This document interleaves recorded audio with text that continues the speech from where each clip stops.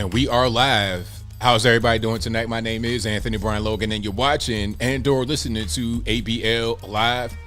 Thank y'all for joining me tonight. You could be almost anywhere in the world, but you're right here with me live on the show, and I appreciate y'all for that.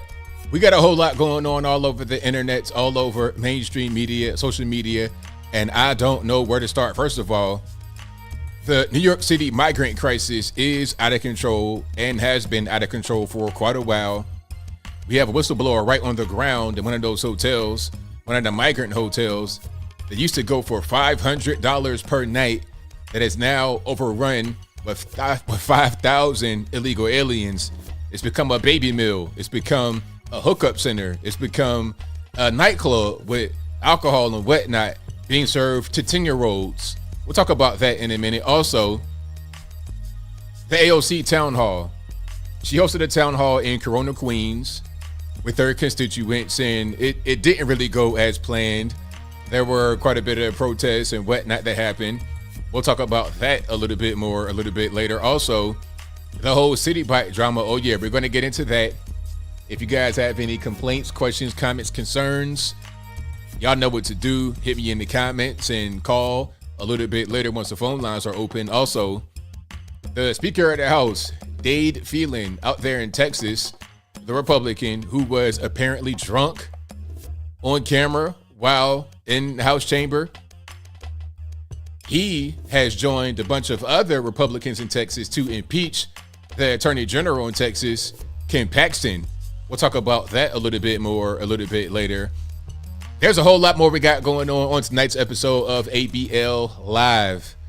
And thank y'all again for being here. You guys are the best audience anywhere on these internets. If you like what you hear so far, if you like the content in general, please give the video a thumbs up. Like the video, share the video, do all of that good stuff. That'll help me out tremendously. And this is an audio podcast also you're listening to right now, whether you're hearing it live on the YouTubes or you're hearing it afterward. If you want to find this podcast, if you're not there already, go to your favorite audio streaming platform and search ABL Live. I should pop right on up. And that's, of course, that includes Apple iTunes, Google Play, Spotify, Stitcher, Anchor, Apple iTunes, etc. Link for that will be in the description as well. Also, shout out to my sponsors. Shout out to patriotpost.us. They are your best source of news and information anywhere on these internets. You can find a link to them in the description, or just go to your favorite web browser and type in patriotpost.us. They'll pop right on up. Also, go to the merch website, ablmerch.com. We got hats, t-shirts, stickers, hoodies, mugs, and more right there on the site, ablmerch.com. Also, go to my regular website, anthonyblogan.com. Go to the front page of the website. For each video that I produce, I write an article with sources from left, right, independent, local, national, whatever you want, right there on the website, anthonyblogan.com, right there on the front page. Also, when you go to the contact page, anthonyblogan.com/contact, you can find my email address, my snail mail address, my social media accounts, Facebook, Twitter, Instagram, all that good stuff is right there on the contact page, anthonyblogan.com/contact. And of course, my bi-weekly PSA, do not get scammed in 2023. Anybody got no time for that. If you're wondering whether you're talking to me or not, the first clue is if you're talking to someone that you think is me in the YouTube comments, it's probably not me. And if it is, I'm not going to talk to you about Forex or WhatsApp or any kind of random weird Nigerian scammer, Lithuanian scammer type nonsense. I'm not going to do it. I'm not a 400-pound guy laying in the bed. And my name is not Hakeem, and I don't live in Lagos, Nigeria. So please don't get scammed. Anybody got no time for that. If you're ever wondering if it's me you're speaking with, go to the contact page. If the contact in which you're speaking to the person is not there, that's not me. Don't get scammed. I will never give you my phone number, ever, ever, ever. You will never text me. The only time you'll be able to call me on the phone is if I know you personally, and I've met you before or something like that, or we're doing business. But the way you would be able to contact me is through the email. That's open to every one of you guys. Contact@anthonyblogan.com. Go to my website. The email's right there on the website. It's really easy. Find it right there. Anything else, that's not me. All right. So don't nobody email me no more talking about, hey, ABL, is this you? No, it's not me. Same thing on IG, Twitter. I have paid for the verification, so you know that it's me. On Twitter, I think anybody could pay for verification, but I've not seen any replica accounts of me at all, and they don't have the verification, the $8 verification. On Instagram and Facebook, I have verification for the $15 a month, and you must have your ID sent to them. So that's 100% me. If it's not verified, it's not me. All right. So that's that. So we got quite a few things going on. I appreciate you guys for being here. You guys are the best audience anywhere on these internets. All right. So where are we going to begin? We got quite a few things on deck for today. The migrant crisis, the AOC town hall, the Citi bike drama, the drunk Texas speaker, and so much more. Wow, I don't even know where I want to start. The Atlanta squatter, I got so many topics, it's crazy. And I have quite a few things that I've not even done videos for quite yet. I got some videos coming out tomorrow about some things. I think what I want to do is look through my Twitters and see if there's anything that I've not spoken about yet, anything that would require like a video to discuss a little bit. You know, I think that might be what I do. All right, that might be what I do. And if you like what you're hearing so far, y'all please give the video a thumbs up. Y'all look out for me and do me that solid. I'd most certainly appreciate it. Okay, can we start with Dade Phelan? Can we do that? Let's do that. That's a good way to start. Now, you guys may or may not know who Dade Phelan is. He is the Texas Speaker of the House. Okay, he's a Republican. As is most of the Texas House, the Republican controlled. He joined a group of other Republicans in Texas who have impeached the Attorney General, Ken Paxton. And I think Trump put out a statement about Ken Paxton saying that he supports him. I'll get to the Citi bike case later. We're not going to do that right now. We're just now getting started with the stream. I want to do that when we get more people in. But Trump put out a statement talking about Dade Phelan, saying that he supports him, that he's a friend of his, and that he doesn't like what's happening about Ken Paxton, not Dade Phelan. Now, Dade Phelan, for some reason, joined a group to impeach him. Let me see if I can find the article about Ken Paxton specifically, and then we're going to get into what's going on with your man, Dade Phelan. Okay, so let's go to AP News right quick. Let's see what they say. AP News, as most of these organizations are, is pretty much a left-wing rag. But I kind of understand what's going on with the story. So if it's not accurate, I'll be able to kind of point it out. So let's look at this right here. GOP-controlled Texas House impeaches Republican Attorney General Ken Paxton, triggering suspension. That's not Ken Paxton right there. That's Dade Phelan. We're going to get to that in a minute. But let's get through this a little bit. I'm not going to read this entire article, of course. So there was a 121 to 23 vote to impeach Ken Paxton. Now, they're saying Ken Paxton was engaged in some, what was that, some robbery? Hold on. Can we get to the actual thing here? Let me see. Okay. Ugly spectacle. Okay. He was under an FBI investigation for years over accusation that he used his office to help a donor and was separately indicted on securities fraud charges in 2015. Though he is yet to stand trial, his party had long taken a muted stance on the allegation, but that changed this week as 60 of the House 85 Republicans, including Speaker Dade Phelan, voted to impeach him. Quote, no one person should be above the law, at least not the top law officer in the state of Texas. Rep. David Spiller, a Republican member of the committee that investigated Paxton, said in opening statements. Another Republican committee member, Rep. Charlie Green, said without elaborating that Paxton had called on lawmakers before the vote and threatened them with political consequences.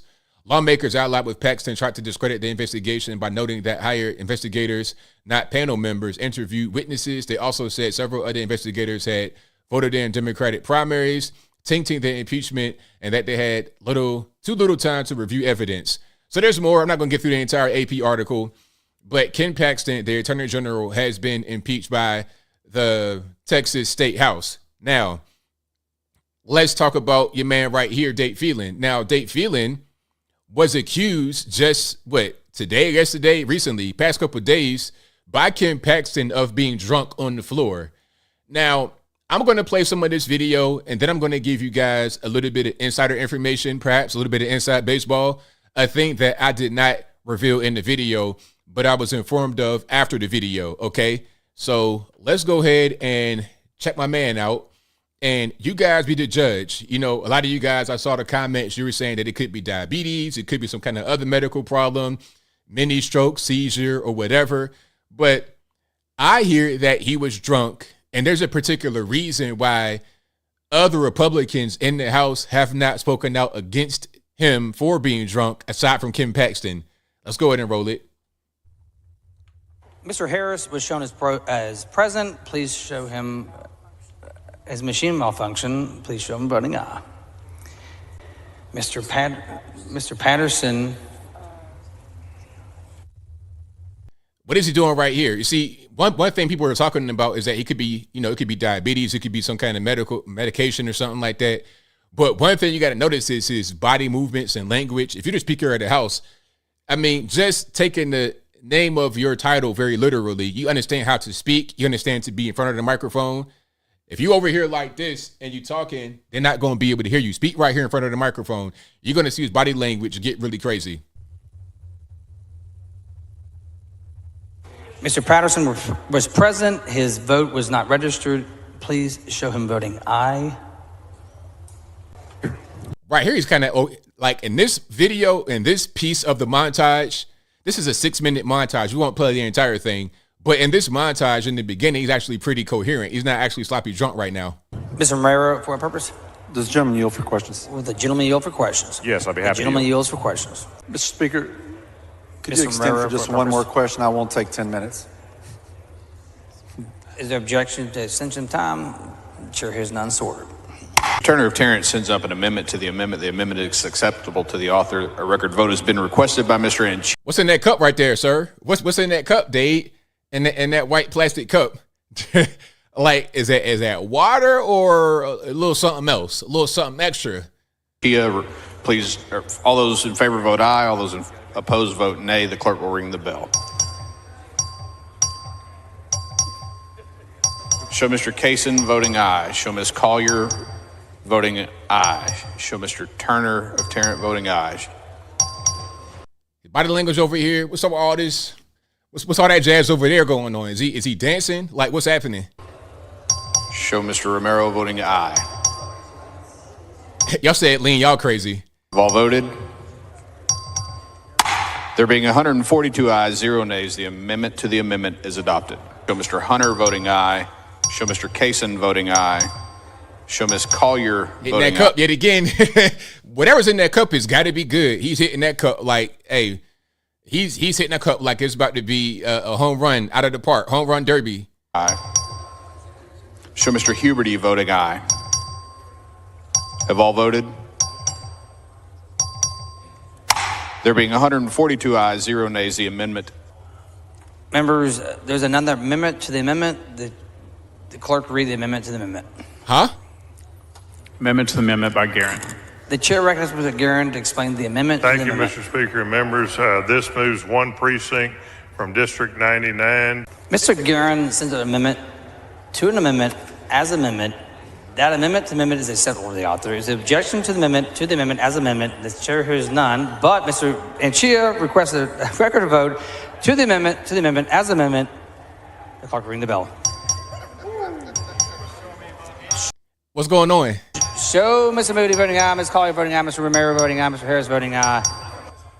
Show Mr. Guerin voting aye. Show Mr. Kaysen voting aye.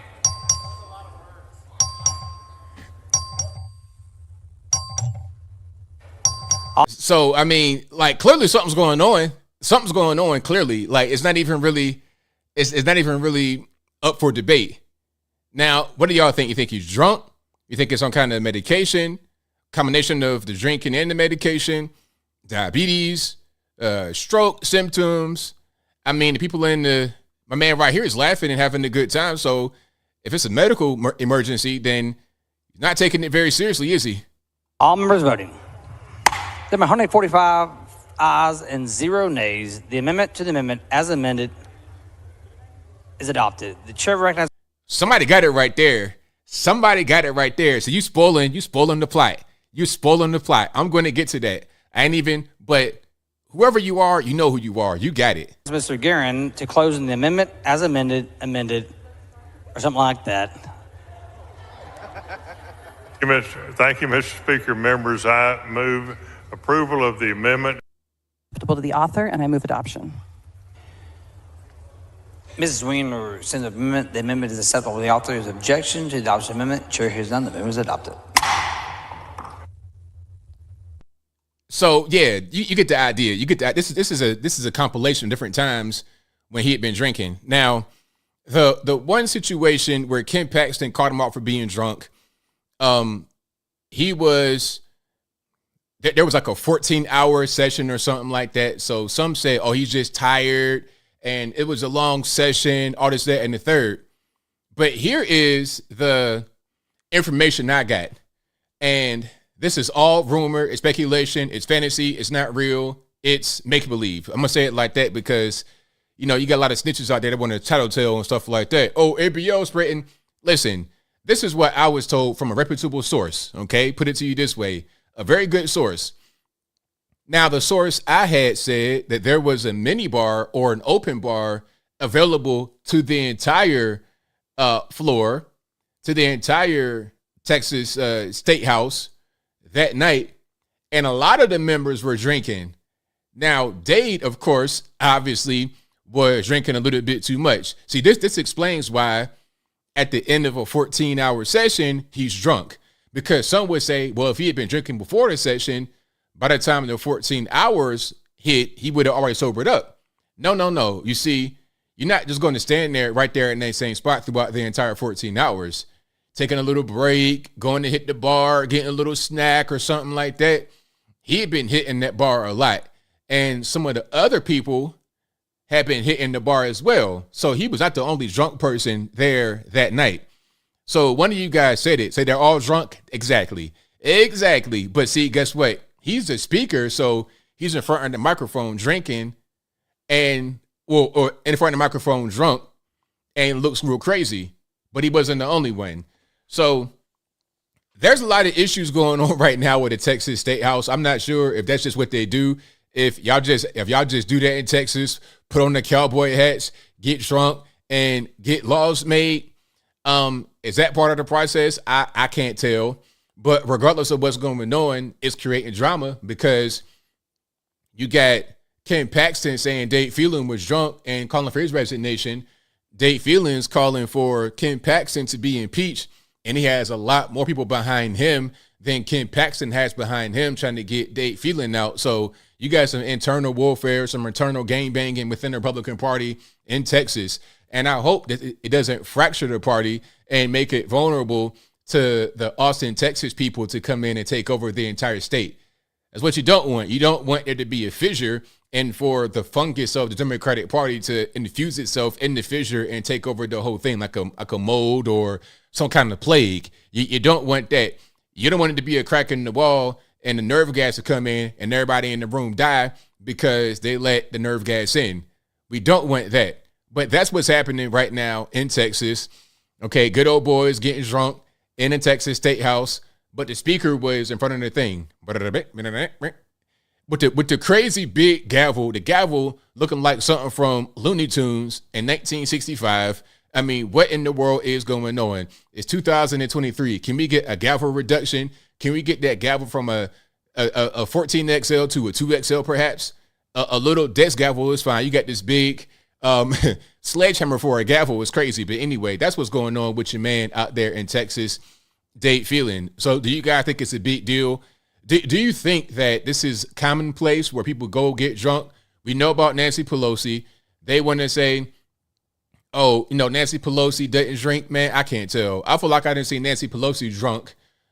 And like as a speaker of the House, same thing. I don't know what it is about the speakers of the House, but you know what? Here's the thing. Maybe because the speaker of the House has got to be the speaker and they got to be in front of the microphone, in front of the camera during these sessions. Maybe they're the one that get focused on for being drunk and acting the fool when in reality, a lot of the other members might be kind of drunk too, but you don't see them. All you see is the speaker. I don't know. Whatever it is, we know about her being drunk. Oh, she's old, ABL. Well, look, elderly does not mean drunk.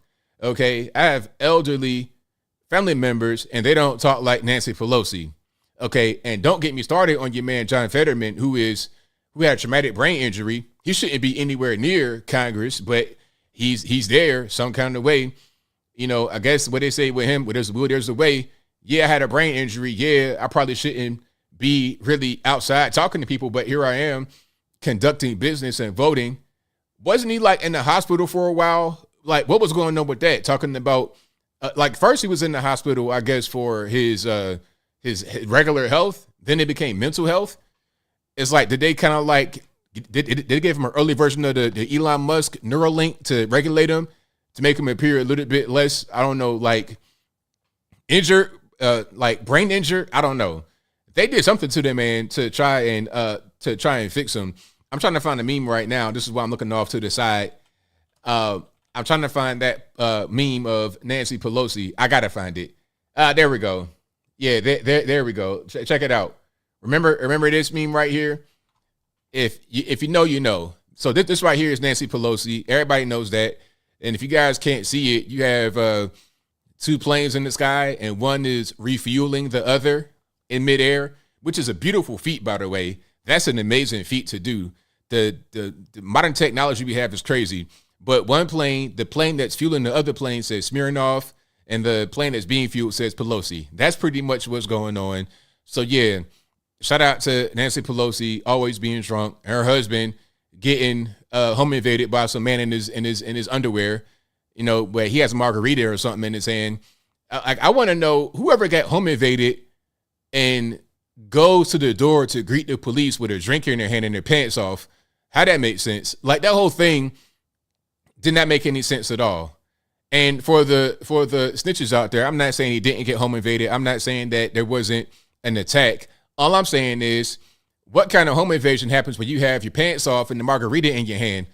Like, where they do that at? I've never seen that before in my life. Okay, if I'm getting home invaded, I'm going straight to the pistol, straight to the shotgun, straight to the rifle, straight to the bloop bloop. I'm not going to the margarita, and I'm not taking my pants off. I'm not going to be at the door with my drawers on and a drink in my hand. That don't really go together. But I digress.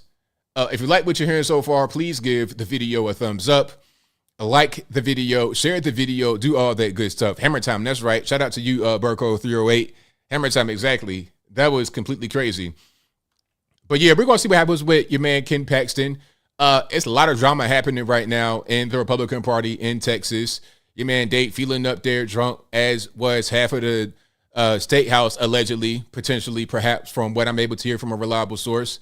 All right, that's why they don't want to speak out, because if they speak out against Dade Phelan for being drunk, well, they got to answer for themselves as well. It might be a little camera footage of them in there acting the fool, hitting the bar, having one too many. Okay, drinking them Bud Lights and the margaritas and everything else. All right, so yeah, that's what's going on with that. But we have a whole lot to get through. We're gonna get to the big one, the elephant in the room, in a minute. I'm gonna just let it build up to that. I think I want to get to another one here. Can we get to Rosie O'Donnell talking about the LGBTQ LMNOP community? Now, Rosie O'Donnell is well known for having one of the most severe cases of Trump derangement syndrome that I've ever seen in my entire adult life. I mean, good grief. I think her case of TDS might be worse than Keith Olbermann. It might be worse than the entire CNN network. I don't know. To say she has worse TDS than the entire CNN is a stretch. It's a stretch at best, because their TDS is off of the charts. All right. But the point is that she had it pretty bad. And she would say quite a few things that were off the wall, nutty. And then, of course, she's super woke. Like, wasn't she on The View for a while? I'm not really sure. But the epitome of woke, if you were to see a definition of woke in a physical dictionary, and there was a picture beside it, Rosie O'Donnell might be right there in the mix. She might be right there in the mix. But what she said about the LGBTs and all that kind of stuff was right on point, and I can't deny it. I cannot deny it. Not in the least bit. Now, if you've not seen that video, let me go ahead and roll it up. Let me see. Let me go ahead and roll it up. I see what you say, HGB boosting. About the Zoom meeting with Biden. You got to remind me of that in a little bit. Let me get through the Rosie O'Donnell thing here. Now, trigger warning, Rosie O'Donnell up close is kind of rough.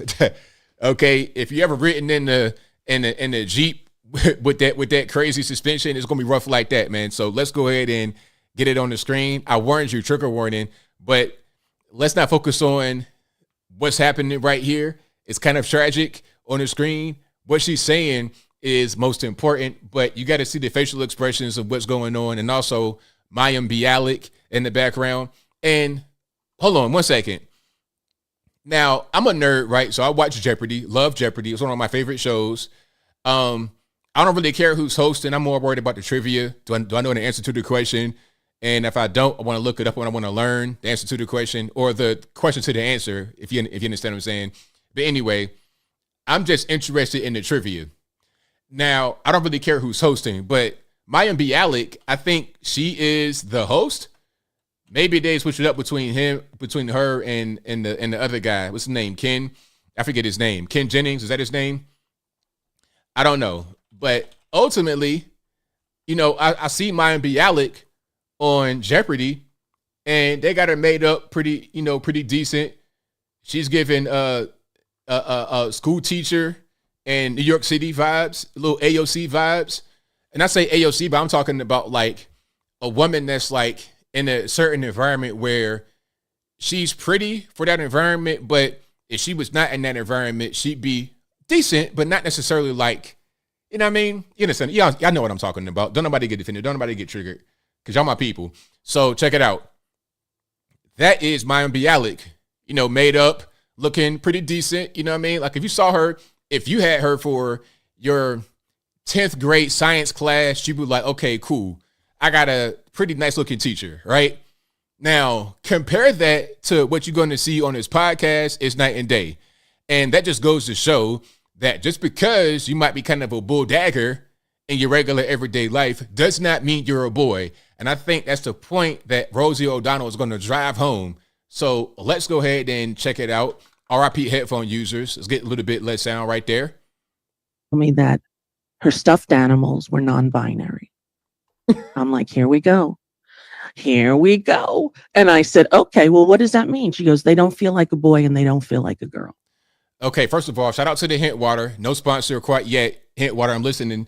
I got to hear me out with the sponsor.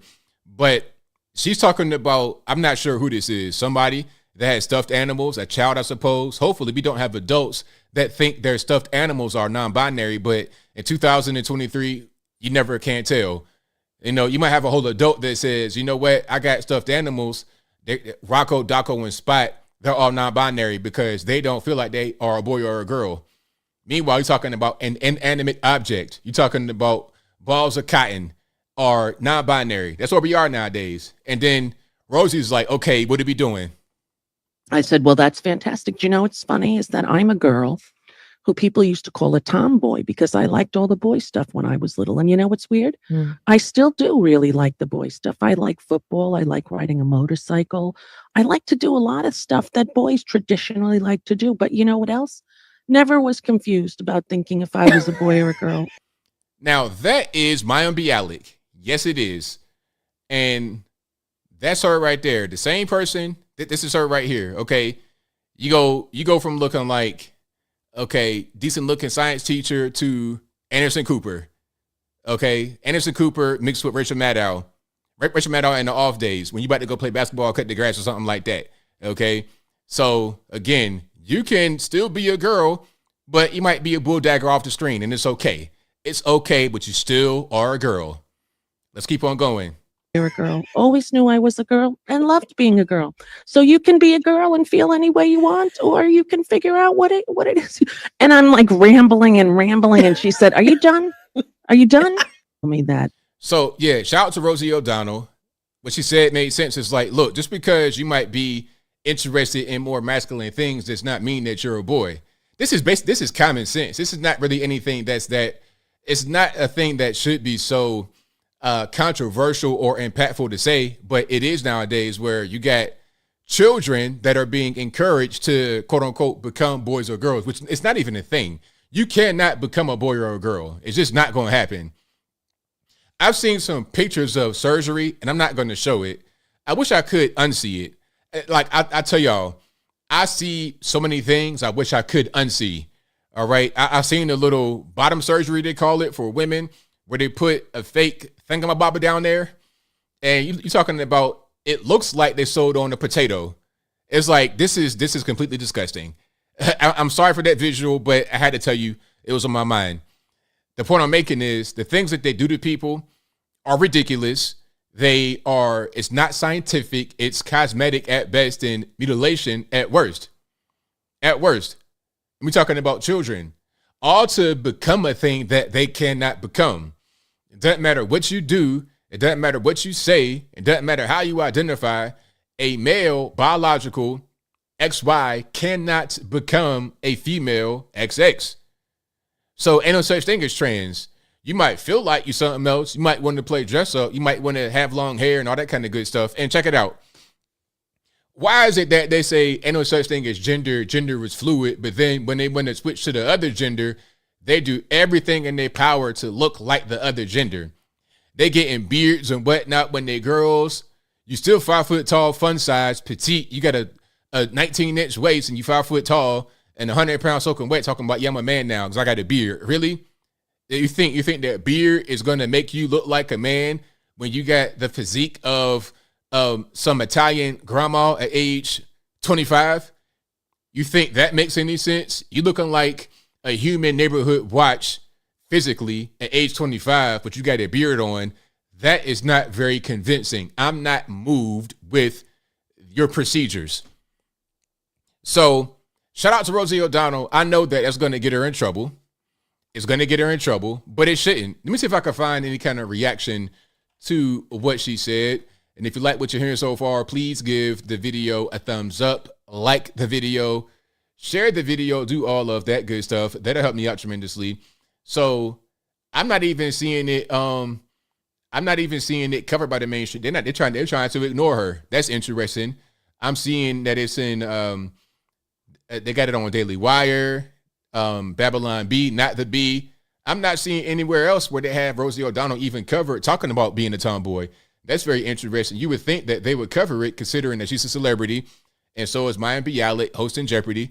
That's very interesting. I wonder why that's not really there. Whatever. That's funny how that goes. Long nose, long chin is a look. Yeah, these big Jay Leno looking chins. It's like, man, if you don't cut it out, I'm not confused or convinced. If you're trying to convince me, you're not doing a very good job at all. All right. A potato came my way, a whole potato. Don't Google it. If you Google it, hey, don't blame me. Blame the white man for finding it. Blame whoever is behind the Google search results for finding it. But they got the female to male surgery, the bottom surgery. They put a potato right there. It's like, man, I don't want no French fries, mashed potatoes, smashed potatoes, baked potato, loaded. I don't want none of that no more, ever again. Okay, never no more. I see it on the menu. I'm going to the other side. I'm going to the other page in the menu. I don't want to see that no more. But anyway, so that's that. Speaking about Rosie O'Donnell, I'm looking at some of the supers here, and let me see. Michael Critchlow says, I'm reading the super chat a little early. He says, can we talk about the father who paid $21,000 for 4 Taylor Swift concert tickets? Do these people even deserve money? I mean, I'm not surprised. The whole Taylor Swift thing is taking the whole country, maybe even the whole world by storm. I never really understood Taylor Swift. I don't know any songs. I know that Bad Blood song. I heard that like on television. If you put a gun in my head and say, hey, ABL, name me 3 Taylor Swift songs, man, just send me the kingdom, because I ain't gonna know what's going on. Okay, I'm not gonna know what's happening with Taylor Swift. But I mean, the youngins, the teeny boppers, they love her. So I'm not hating at all. Shout out to Taylor Swift. If you take me to a concert, I'm gonna give you a blank stare. I'll be the de facto security. You see some big black dude at a Taylor Swift concert with a gray beard, be like, hey man, they got ABL. they got him. they got him some kind of way because I'm gonna be confused in there. But anyway, yeah, I mean $21,000, but if you got it, it is what it is. Now, some people they put that kind of money on their credit card. They put their money on their credit card. They can't even afford it. Let me see if I can find if there's a video about it. So father spends 21 Taylor Swift. Let me see if it'll come up right quick. All right, hold on. Here it is. I got a news report right here. Let's check it out. So a father spends $21,000 on how many tickets? 4 Taylor Swift tickets. Marry me, Juliet, you never have a Oh boy. Man. Okay, I get it. I totally get it. That's not really something I even understand. This whole world right here. Hey, shout out to the proud dad though. I like an involved dad. And I understand if this is going on in your house, I understand why you want to get your daughter's Taylor Swift tickets. Up at 6 a.m., these Swifties are all smiles and giggles, but faced a near ticket disaster after a November Taylor Swift order confirmation. We almost didn't have tickets to an event we've been looking forward since Christmas. Man, no, they got a above ground pool in the backyard. Ain't no way, man. Come on, you put that on the credit card. Let's be all the way frank. You got an above ground pool in your backyard. Come on, Doc. And this chain link fence, nah, see, I think he kind of hustling backwards. Maybe I'm judging them improperly. Maybe they're at the friend's house. I don't know what's going on, but I'm seeing some signs of poverty in the background to the point where you can't afford 21 bands on Taylor Swift tickets. But let's continue. It's like we have not stopped talking about this event since the day we found out. That's saying, oh, the tickets are gone, but didn't tell me we got new tickets, and the looks on their faces, I never want to see it. Shout out to Anthony Silva. Good name. I like Dad. I like Dad. He wants to do for his daughters. Hey, great name. I like him. But are you kind of overexerting yourself, perhaps? Again, it was tough. It was tough. There was one of the girls, I won't tell you who, they had a quivering lip. I went home slamming stuff. Like, I was so angry. I was so disappointed. And because I was looking forward to this for 9 months. I was getting ready to cry because I was so mad and I was so upset. And then they were like, but we got you guys better tickets. And I was so excited. I was like freaking out. Yep, to ensure that they get to Taylor Swift, Anthony Silva, after first paying $1,800 to a verified seller and receiving this email that said, alternative tickets currently not available, Silva purchased new tickets on a new site for a whopping high price and added a limo. Okay, so let's pause for a minute. So you spent the $1,800 on a verified site. So what that means is a scalper, right? A reseller. So did he get that money back? I don't know. And then he bought some more tickets on a different site. So that probably just added up to the total, to the 21,000. So it probably was X amount and then Y amount, which equal Z amount. That's what I'm thinking. And then the limo, and you got to get them dresses and stuff like that.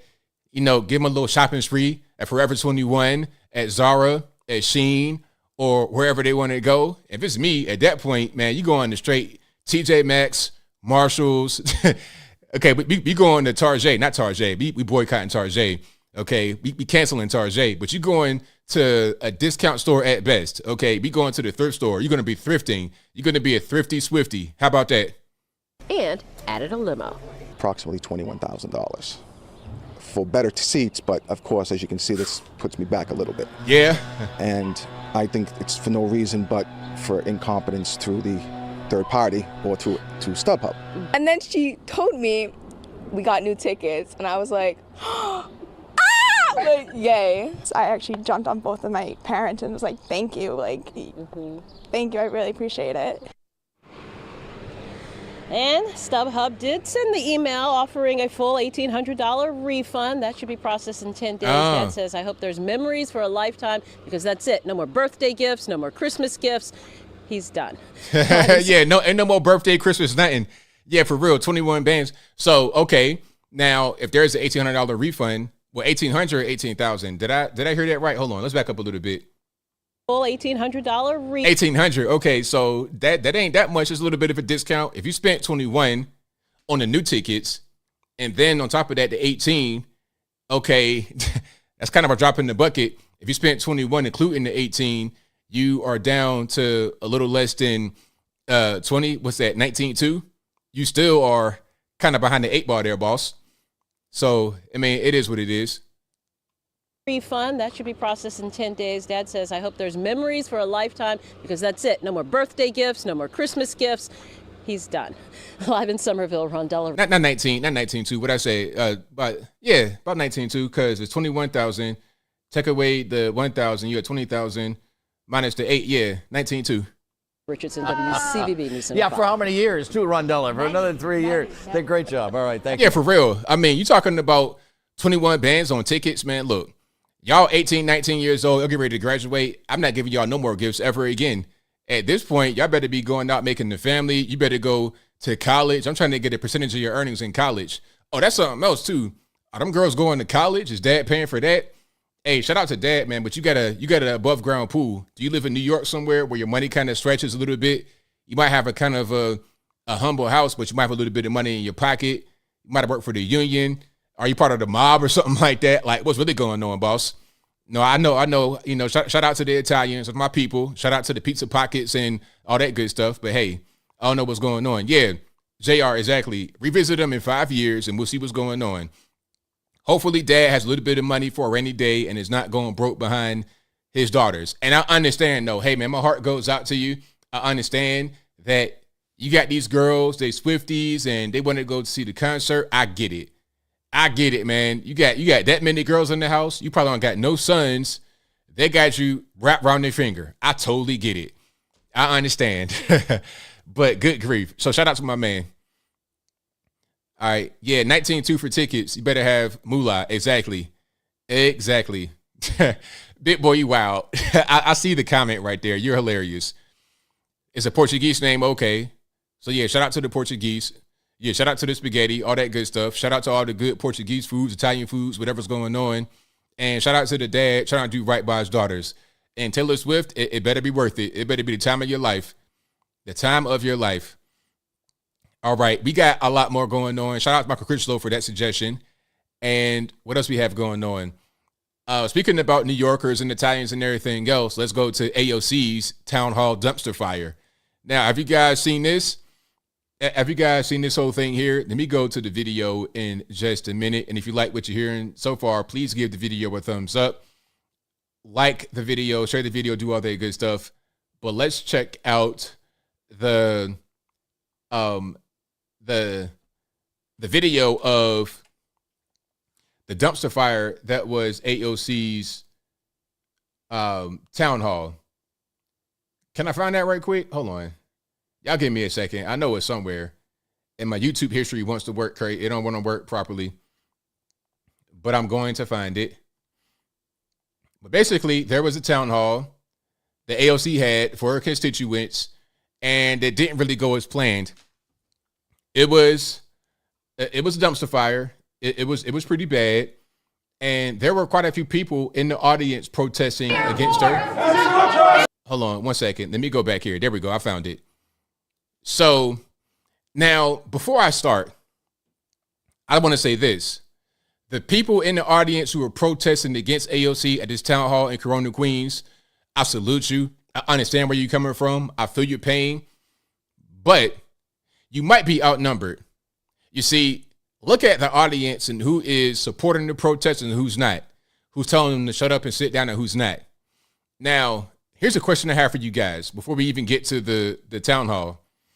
If you are in a place like New York City, where it's all blue, it's all liberal, do you stay and try to fight and make it be more red? Or do you just, hightail it and get up out of there and go to a more hospitable place? If you are surrounded on all sides, like let's say you're outnumbered 10-1, you just stay there and fight until you die with no success, or do you go somewhere else? Because what's happening right now with New Yorkers, they're coming down to Florida en masse.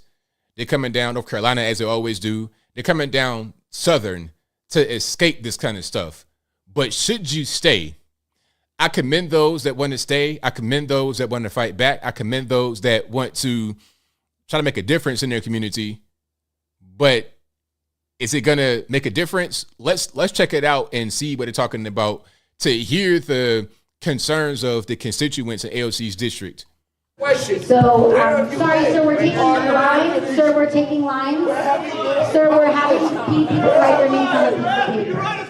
American citizens before migrants. So it's interesting, though. He has on the Cuba shirt. He says, U.S. citizens before migrants. I'm sure he's a citizen.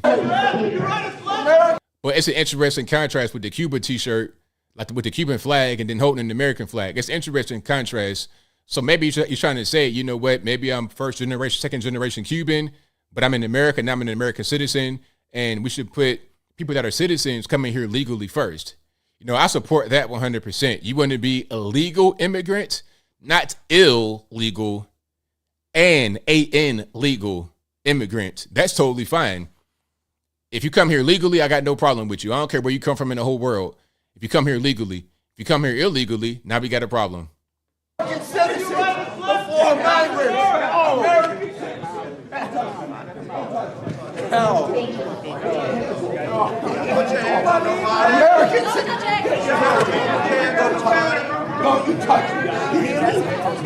So if you guys can't see what's going on, he's got people that, so you got a man that is protesting against AOC in the town hall with an American flag, a small, like a pocket-sized little handheld American flag, and people are coming up to him trying to escort him out the building. Is that AOC security or what's going on? I'm not really sure. Get your hands off. Where are you on the migrant issue? You're absent. American citizens. You're thrown veterans out of this country. Where are you? You're a piece of shit. You're a piece of shit. Sorry for the cussing. Sorry for the cussing. My man right here, he has a lot going on. I don't know what's happening with my man. First of all, he is like the most vocal AOC supporter in the crowd, but he has a lot happening. You got workout clothes on. I'm sure he smells like a whole bag of trash. Okay, straight from Planet Fitness. Lunk alarm that went off a million times. He's got all type of bandages on his leg. He has a bandage on his knee, and then another one on his leg underneath his knee. He has a mask up under his chin. He's wearing dry fit, no name brand Walmart clothes. He's a whole big mess, a crazy big mess. Then you have Cenk Uygur's twin brother from India right to the left of him. It's a lot going on.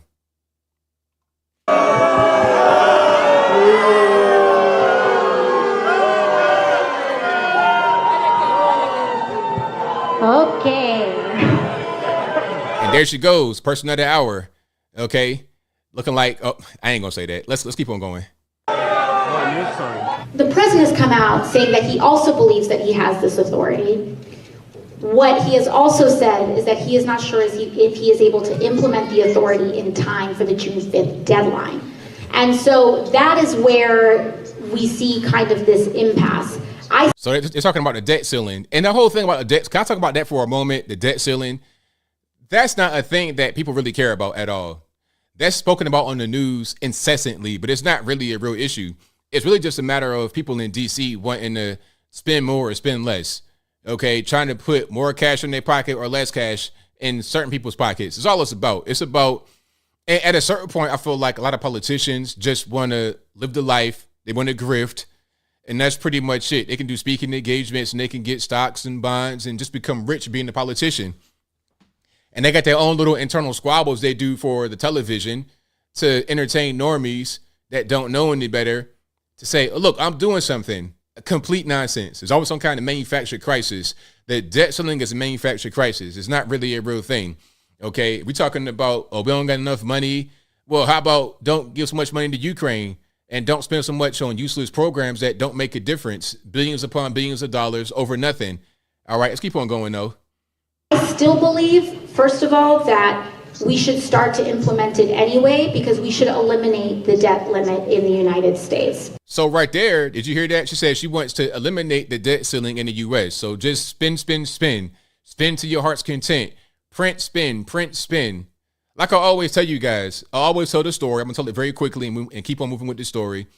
When I was a little boy, probably about 7, 8 years old, I learned about what a printing press is as far as they can print money. You know, the Federal Reserve, all that kind of, okay, I learned about that in school. So then I knew about poverty, people not having money at that age. And I went home, asked my mom, I said, hey, Mom, why can't they just print more money if people are poor in the world and they need it. And she said, well, son, if they print money, then it becomes worthless. If they print more than what makes sense to have in a supply, it becomes worthless. Because it's just like the value of money is in the scarcity. When it's not scarce, it's not valuable. If nuggets of gold were as common as gravel on the ground, it would have no value because it'd be everywhere. The value's in the scarcity, which is why sometimes the supply of gold, diamonds, rare earth is artificially reduced to create a higher price. Same thing with oil and whatnot, but that's a different story. We don't want to go down that road right now. Because of the constitutional. Now, let me share something. I will share something. Ukraine that you voted for. And so my man right here, Fat Tony's like, yo, 100 billion for Ukraine that you voted for. So if you want to cut some of the spending and impact the debt limit, how about cutting some of that money to Ukraine? That might make some sense now, wouldn't it? Just maybe. I will share something. I don't like that Republicans passed a 1.7 trillion tax cut on the wealthiest people in this country. I don't like that we continue to report our military budget. I don't like that we have. Here's a good comment right here for somebody. Rex Rocker says, a bartender telling us how to do with economics. Not talking crap about bartenders, but she's not a person with knowledge on economics. This is grade school level. Exactly. 100% correct. You're nothing against anybody that's a bartender, but we're talking about, like, if I want to get some type of surgery done, if I want to get my elbow worked on or something like that, I'm not going to go up to the guy cutting my grass talking about, hey, man, can you just, open the back of the truck and work on my elbow right quick? It's easy. Just take the hedge clipper and cut right there and it's good. No, I'm going to go to a specialist that understands how to do that specifically, rather than just any old person who is not prepared to deal with a thing like that. Okay. Enormous amounts of. If you did not support this, it is not your turn. I thought you wait your turn. So Captain Cook, Planet Fitness over there, it's not your turn.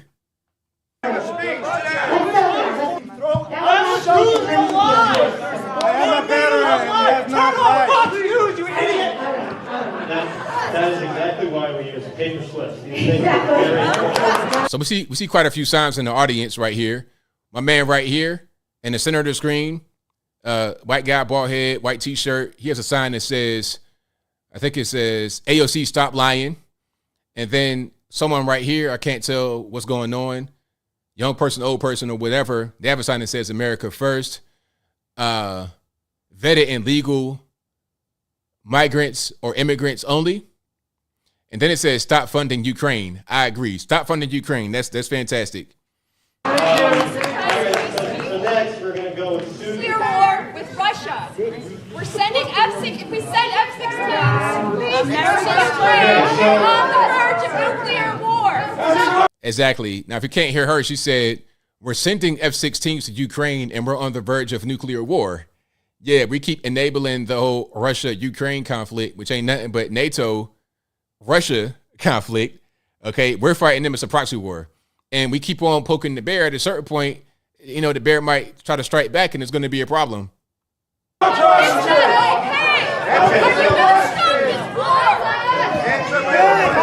Okay, are you going to stop this war? That's my question. Are we going to... Yeah, we know about the paper. Yeah, we know about the paper. Why are you afraid of your constituents? I want to know why people are being escorted out for asking questions and whatnot during this town hall. Maybe they're out of turn or whatever. But my man right here, who probably smells like the worst type of sewage drain in the whole world, can just do whatever he wants back there.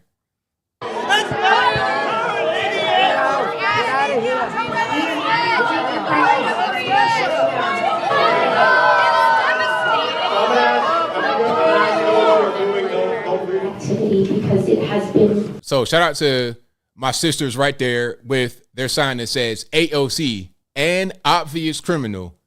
Shout out to them, 2 black women. Now, I hope that they did not vote for her and they voted for someone else. And the same thing with anybody that spoke. My man Fat Tony from earlier, my man with the Cuban flag on from earlier, the lady that I was talking about, the F-16s in Ukraine, nuclear war. Hopefully they all did not vote for AOC and they voted a different way. And hopefully they can get out of this district if they did vote a different way and they just don't like what's going on. Creating a lot of harm to poor and indigenous people. And we've also been able to fit that in there. You guys vets? Did you serve? 20 years. All right, please stop using a red herring. I served in Iraq.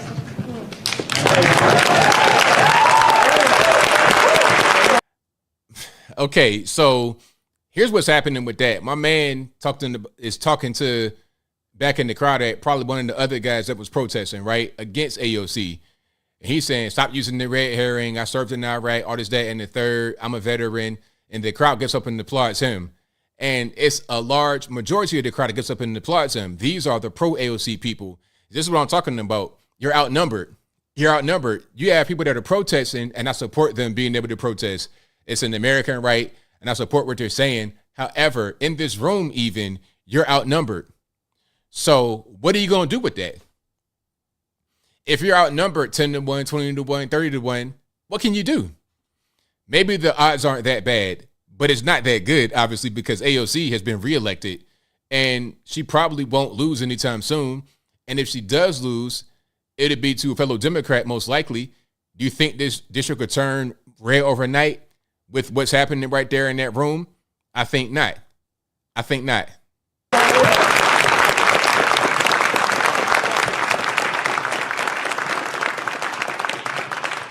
A red herring, and if I'm wrong, y'all please correct me. A red herring is a thing that people may speak about that isn't really applicable to a situation. And it's used as a way, it's like kind of a false piece of the argument. If that's wrong, then let me know. I apologize for going off topic. No, please. Because the fact is, immigrants have nothing to do with vets. It's just an excuse. If you want. So what he's talking about is some of the vets that have been displaced because of the illegal aliens coming in. Now, I heard about a story about some vets being displaced that might have been fake, but at the end of the day, if you have homeless people that are veterans, and you have the illegal aliens coming in, taking up homeless shelters and places where you could house homeless people, you are impacting veterans. So let's not play that kind of game. I want to talk, like I said, there's going to be other questions after this. We can talk. There's another vet in here. He's a friend of mine. You can talk to both of us. He served in Iraq and Afghanistan. So somebody says it right there. Somebody says red herring, something that draws attention away from the matter being discussed or dealt with. Yeah, it's like a distraction, a misleading statement, something that isn't really relevant to the topic and used to distract. A distraction element. Respect! Okay. All right, let's get... Let the veterans speak! Look at my man in the back, Captain Cook. And, it's weird because all of a sudden the veterans are great when they are on the side of the left. But then when they talk about Second Amendment rights and things of that nature, they're the worst thing on planet Earth. That's kind of how that goes.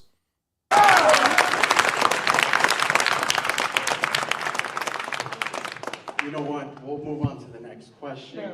Well, to the next person, but... No, please. I'd love to hear your second question. Yeah.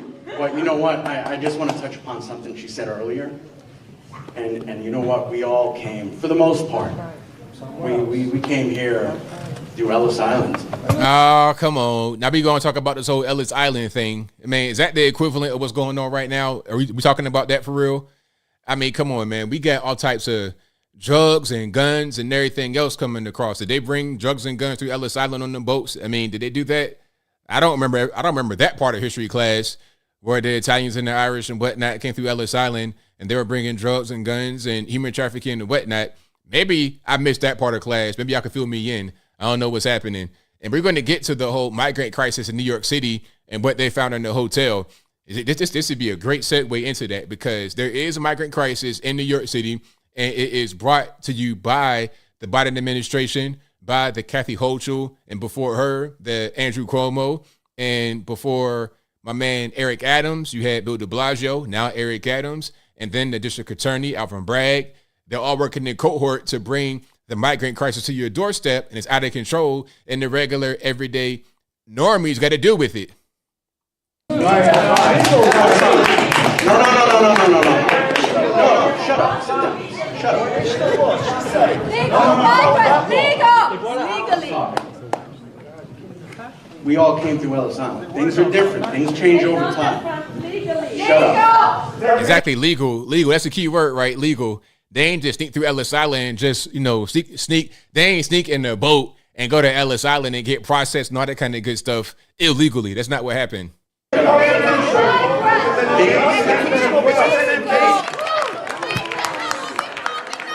going to repeat the number again. It's 718-662-5970 if you would like to call the Congressman's office. If you would like to meet the Congresswoman, please form a line down the middle. So there's more, but I kind of want to move forward here. You get the idea. This was a pretty raucous town hall. Let me see if I can see anything else before we move on to the next thing. Why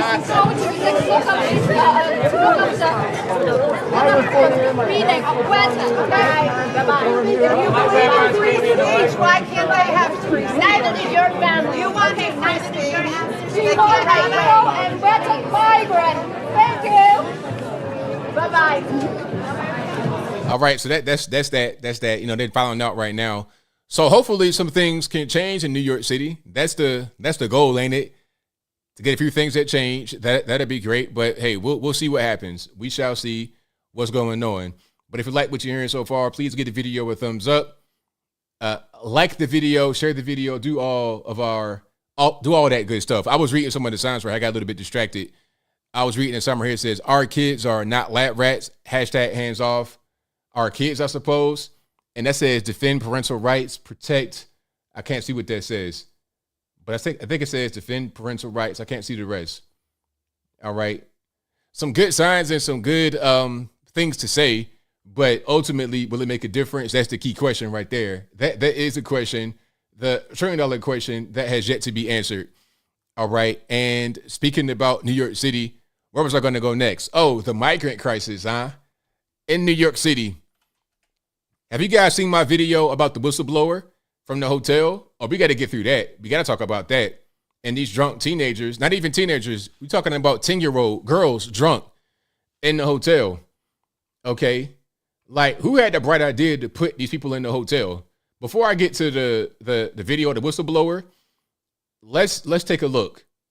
And by the way, this hotel that they're in, I forget what it's called. You guys know what the hotel is. Let me see. Let me see if I can find it right quick. The Row NYC. This hotel right by Times Square. Matter of fact, the hotel, is right by Times Square. It used to rent for $500 a night on average. And if you got a big surge, like, I don't know, the ball drop, it'd probably go up. And guess what? Some of the migrants told the whistleblower that they could see the ball drop from their hotel room. Imagine that.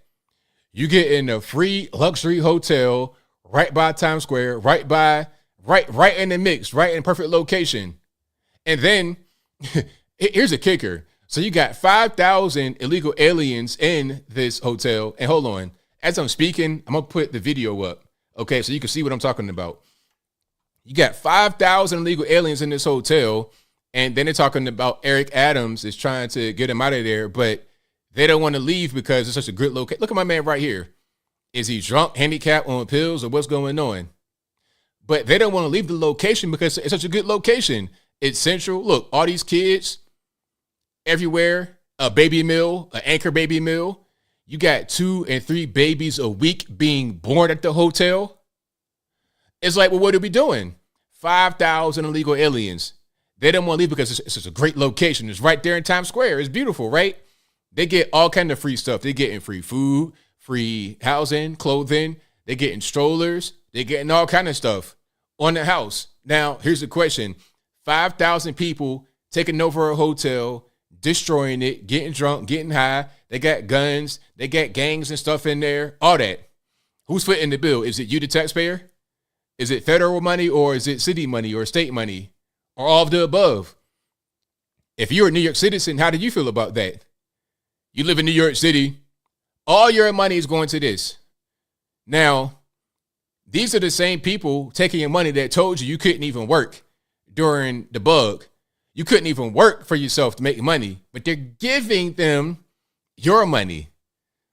It's totally crazy. Now, let's go ahead and get to the actual whistleblower right quick. Shout out to my man right here. Here is some of the bullet points. Almost 5,000 illegal aliens living in a block away from Times Square. 10 to 14-year-old kids getting drunk. Trashed hotel rooms. Guns, violence, and theft from local stores. Of course, because guess what? They're illegal aliens. They shouldn't be here. If you are a legal immigrant, you're not going to do things like this. Okay? You got to be able to have some kind of money, have some kind of job or something. You're not just going to come here and just be a rodent. You know, that's not what it's going to be if you are a legal immigrant, which is the whole purpose of legal immigration. You can't just bypass the system and do whatever you want, because when you do, you get stuff like this that happens. But let's keep on going here. And RIP headphone users, let's go ahead and roll the clip. I was a site administrator at the... Wait a minute. Maynard said 55,000 a year per illegal. Is that accurate? I don't doubt it. I don't doubt it at all. Let's start from the top. I was a site administrator at the Row Hotel. So in the hotel, we have close to 5,000 migrants. If anything involving this hotel, I was helping run it. Everything ranging from doctor's visits to medication is paid for the migrants. Let's pause, because there were some things I wanted to kind of look at. So there's the hotel right there. 5,000 illegal aliens in the hotel. Okay, now let's pause a little bit. Okay, so let me see. Uber ride. So they get free Ubers. Okay. Everything ranging from doctor's visits. They get breakfast, lunch. Look at this. Breakfast and lunch, delivery time, 6:15 a.m. to 7:15 a.m. Served to guests, 7:45 a.m. to 8:45. Breakfast and lunch together. And look at this. You know, they bring it to your house. They bring it to your room. They get room service for real. That's nice. One snack per person. Served to guests 3 to 4 p.m. Dinner, delivery time 4 to 5. Served to guests 5:30 to 6:30. All right. So you getting breakfast and lunch, snack, dinner, all free. Visits to medication. Well, not free. You pay for it. Taxpayer, you pay for it. Not them, you. Me. It's paid. You know how much money I pay in taxes? I wish I could just not pay no more. And you know how hard it is to get the tax return and all that kind of good stuff. Giving them a zero interest loan. And they go spending on stuff like this. For what purpose? For what benefit to the American people? Pay for the migrants. Anything you can possibly think of, it's being given to them. Car seats, cribs for newborns. There's, I want to say, at least 2 to 3 babies a week being born at this hotel. 2 to 3 babies a week being born at the hotel. I mean, what are the odds of that happening? What are the odds of a community of 5,000 people having that high of a birth rate? 5,000 people now, 2 to 3 babies a week. Is there a town anywhere in the world with that high of a birth rate with 5,000 people? Y'all let me know. I mean, if this is not an anchor baby meal, I can't tell. It's definitely an anchor baby meal. They're coming here pregnant, having the baby. Once that happens, boom, you there. So any kind of seeking asylum, Ivan, any kind of asylum seeking at that point is useless, because the asylum is not even important, because you got the anchor baby. That will keep you in the country. They're not going to deport you if you have a U.S. citizen that you got to take care of. Huh? Because if you're born in the country, if you guys don't know what an anchor baby, I know you know what it is, but we got newcomers, we got people that are just now getting into politics. So let me explain for those that don't know. If you're born in the United States, you are a U.S. citizen. That's called birthright citizenship. And if that's wrong, y'all correct me. I mean, I'm not right all the time. I don't know everything. Y'all, please, if I'm wrong, correct me. Birthright citizenship. If you're born in the USA, you are a citizen. So if you're a baby and a U.S. citizen and you have parents, you're not going to get deported. Okay? Because you got to take care of the baby. Right? The migrants being in those hotels have destroyed them. There's a lot of alcohol in these rooms. Housekeeping is there all week, and they'll clean it, and by the end of the night, there's kids getting drunk together. There's people hooking up with each other. There's multiple guns in these rooms as well. Oh, and wait a minute. Somebody said something about Plan B came my way. Look, ain't no condoms, Plan B, nothing. Ain't none of that going on. They got alcohol, they got guns, they got drugs, they got all of that. Ain't no condoms, ain't no birth control. They Catholic, they going straight for, y'all know what they doing. And for real, they already come here pregnant. That's the whole thing. So Plan B at that point is kind of a moot point. Condoms is kind of moot at that point because anybody getting, well, you might have some conceptions that happen here, of course, but really they're coming across the border pregnant already because the whole point is to get an anchor baby and stay in the country through the anchor baby. The alarming thing is that this hotel is meant to be a family hotel. You were actually showing me some text messages between a social worker about a drunk 10-year-old in this hotel. Can you talk to us about what happened there? Yeah, it was a drunk 10-year-old who was caught with a 14 and a 12-year-old, and all three of them were intoxicated. And when we looked them up in the system, the parents had checked out 2 days ago. So their parents just left them there? Yeah, the parents will leave the kids unattended in the hotel. We heard a security guard start yelling, there's a gun on site, there's a gun on site.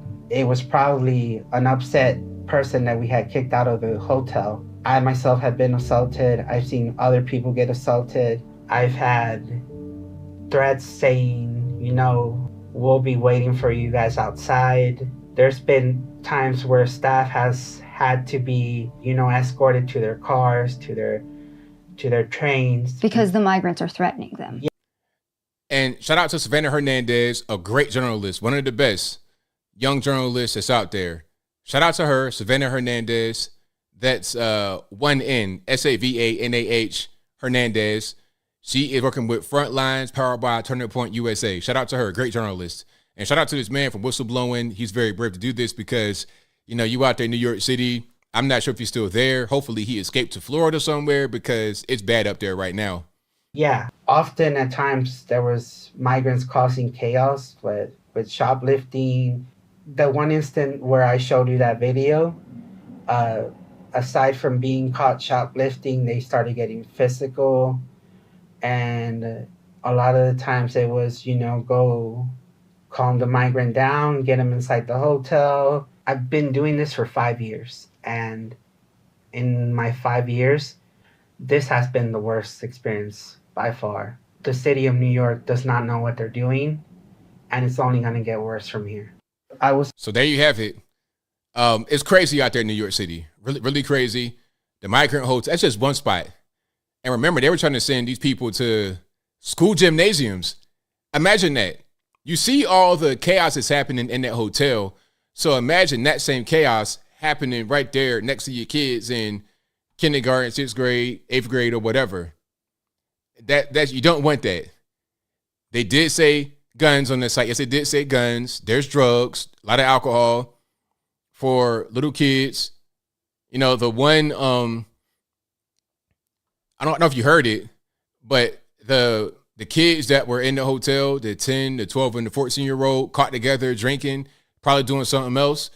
The parents of at least one or two of the kids or at least one set of parents in that mix had just left the hotel, like checked out 2 days before that and left the kids right there.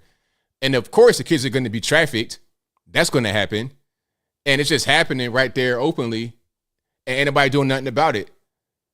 I mean, what are we really talking about? It's crazy. Yeah, totally crazy. All right, so, hey, man, y'all got to fix it in New York. I'm glad I don't live up there. If you're living in New York City right now, my heart goes out to you. I say escape while you can because I don't really see it getting no better no time soon.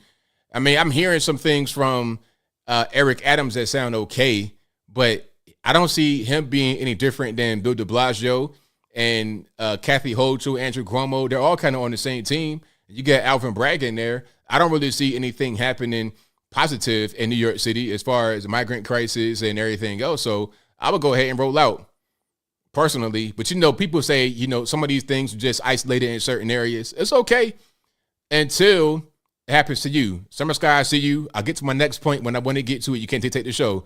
I need you to just hold tight, and I'll get to my next topic whenever I get to it. So you just gotta hold tight. And I don't know what you're really going to be able to do in a place like New York City. It is what it is. So shout out to you guys. It's going to all our cities. Well, hey, not here. Not here. Escape from New York. Exactly. Adams is a puppet. It looks like it. It does look like it. Jared Williams says, no ABL, no escaping the Democrats laying bed they made. Well, yeah, I suppose so, because a lot of Democrats, people that voted for this kind of stuff, will escape and then go somewhere else and create the same environment. This is Austin, Texas right now. And they're trying to do it in Nashville, Tennessee. They got little pockets out here in Nashville. Well, I don't live in Nashville, but I don't live far from Nashville, probably about 2.5 hours away. They're trying to do it out there as well, Davidson County. But the state is so deep red, they can't really make a dent. They're doing the same thing in Georgia by trying to make Atlanta be some kind of blue haven. But they're having a hard time doing that because of locals that live in Atlanta that don't want all this ridiculous nonsense happening. All right? That's just not what's going to go on. Buffalo State Housing, no jobs around there at all. Yeah, they want to go. The whole thing with the New York City migrant crisis is if people vote for it, you got to get a taste of it. You can't just dump that on the southern states and say you deal with it. Nah, you got to feel it too. You got to feel it too. And until people stop voting for it on the federal level, it's going to keep happening in local cities. People that vote for this kind of stuff. You want to deal with the migrant crisis? Well, here you are.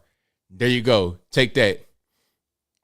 All right. Now, in my particular neck of the woods, we don't have this kind of problem. We don't tolerate that nonsense. Everybody's armed. Everybody's got guns. Don't come here acting the fool.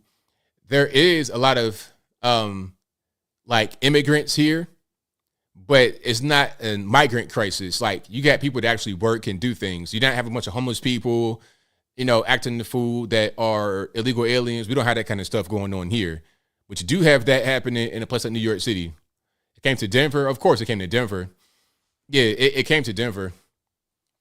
Lori G, Atlanta, I like Atlanta, but the thing about Atlanta is that they're trying to make it be a blue haven, but it's hard for them to do that because Georgia is a deep red state. It's a deep red state. It's like trying to grow a cactus in the rainforest. I mean, maybe you could do it, but it takes a lot of effort. A lot of effort to do it. Okay? And that's what's happening right now with Atlanta because it's surrounded by red. I mean, literally, once you leave outside 285 perimeter, it's not the same way it is inside the perimeter. And really, Atlanta proper, the city is very small. The city of Atlanta is small. It's like 500,000. Outside of Atlanta, the sprawl is what's big, and that area is hard to maintain as a deep blue place. It's kind of purplish outside. But inside is blue for sure, 100%. Downtown, Midtown is LGBTville. As LGBTville, that's super liberal. But outside of that, it's not as bad. So I prefer the outskirts. If I go to Atlanta, I mean, I can go to downtown, Midtown, but that's not really my thing. I'm on the outskirts. Take me up 400 or take me up Dunwoody, somewhere like that. That's a little bit better. Maybe even down South Stockbridge somewhere, but not like right there in the mix, unless it's something else going on, like a convention or something with people I know. But be hanging out right there, Buckhead, downtown, that's not really my vibe.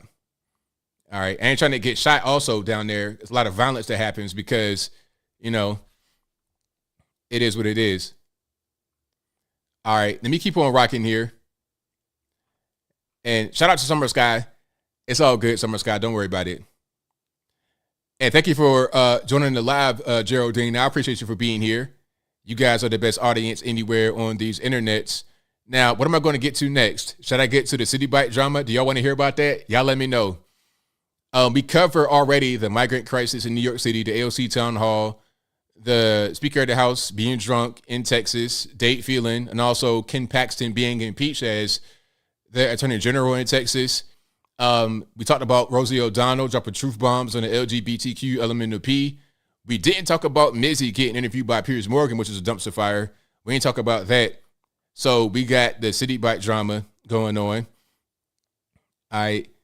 Let me see. Darth says we got to reaffirm our boycott on Bud Light. They proposed a Pride Festival. I think we're weak. Yeah, I mean, personally, I don't even drink beer, so don't even worry about it. I'm already boycotting beer, period, by default. So Bud Light ain't nothing. It's nothing for me to boycott Bud Light. If you like Bud Light a lot, then I don't know what to tell you, man. You might want to find a different beer. Find a different beer. All right. No more bike drama. Too much controversy. All right, hold on. Danny Kane says, I lived in ATL when I was 7 through 9. It was a great city in the 80s. Yeah, I used to go to Atlanta before now when I go. I used to go when I was a kid in the 90s. My uncle lived in Marietta, so I would go down there as a kid to go visit him. It was much different back then. It was more country, but now it's like they're making it be city. It looks nice, but it's a lot of Chinese type construction down there. They had that pipe Mageddon. A lot of these nice luxury high rises had pipes that burst, and the whole structure would flood, and the elevators didn't work. Imagine you got a high rise with one working elevator. A mess. All right, somebody said I should do a poll. Okay, let's do a poll. Let's do this. Should I discuss Citi Bike? Thank you for the suggestion. I can't see your name right now because I'm trying to do the typing, but thank you for that. I appreciate you. You guys are the best audience anywhere on these internets. And if you like what you're hearing so far, please give the video a thumbs up, like the video, share the video, do all that good stuff. That'll help me out tremendously. All right, there we go. Hold on. Nah, never mind. We're going to throw that one away. All right, let's do it. So let's put the poll right there. I'll wait a little bit for you guys to respond to that. And again, you see the poll right here on the screen, hard next to me. I cannot remove that. I'm sorry. It's not my fault. Please blame the white man. That right there on the screen will go away once the poll is over with. So you got to rock with it for now. All right. But, I've done a few videos on that. One thing about me I want you guys to understand is that I'm always going to speak my mind and tell you the truth. So you can always come to me and get a real opinion from my point of view. Even if you don't agree, you have to understand it's just my point of view. I don't say things that I think somebody might like or that someone may agree with. I'm just going to say how I feel for real. And it may not always be what somebody agrees with. Usually it is, but it's not always that way, and that's fine. It's okay. I'm cool with that. Did I reset? I'm not sure what you mean, James. Helgi 23, trust me. I cannot close it, because over here, I can't touch this. See, this right here, that's not the same thing as what you guys see. On my back end, that's something different. This is some coding I did on the back end to make it appear right there. I can't actually modify that at all. All I can do is remove it like that. Maybe I can change some of the lines of the code to change some of the appearance of the text, but I can't actually move it. Matter of fact, I'm gonna show you what I have over here. You want a little bit of inside baseball? Okay, let's check it out. All right, hold on. Can I show you guys this without? Yeah, I can show you guys this. It's okay. So check it out. Hold on 1 second.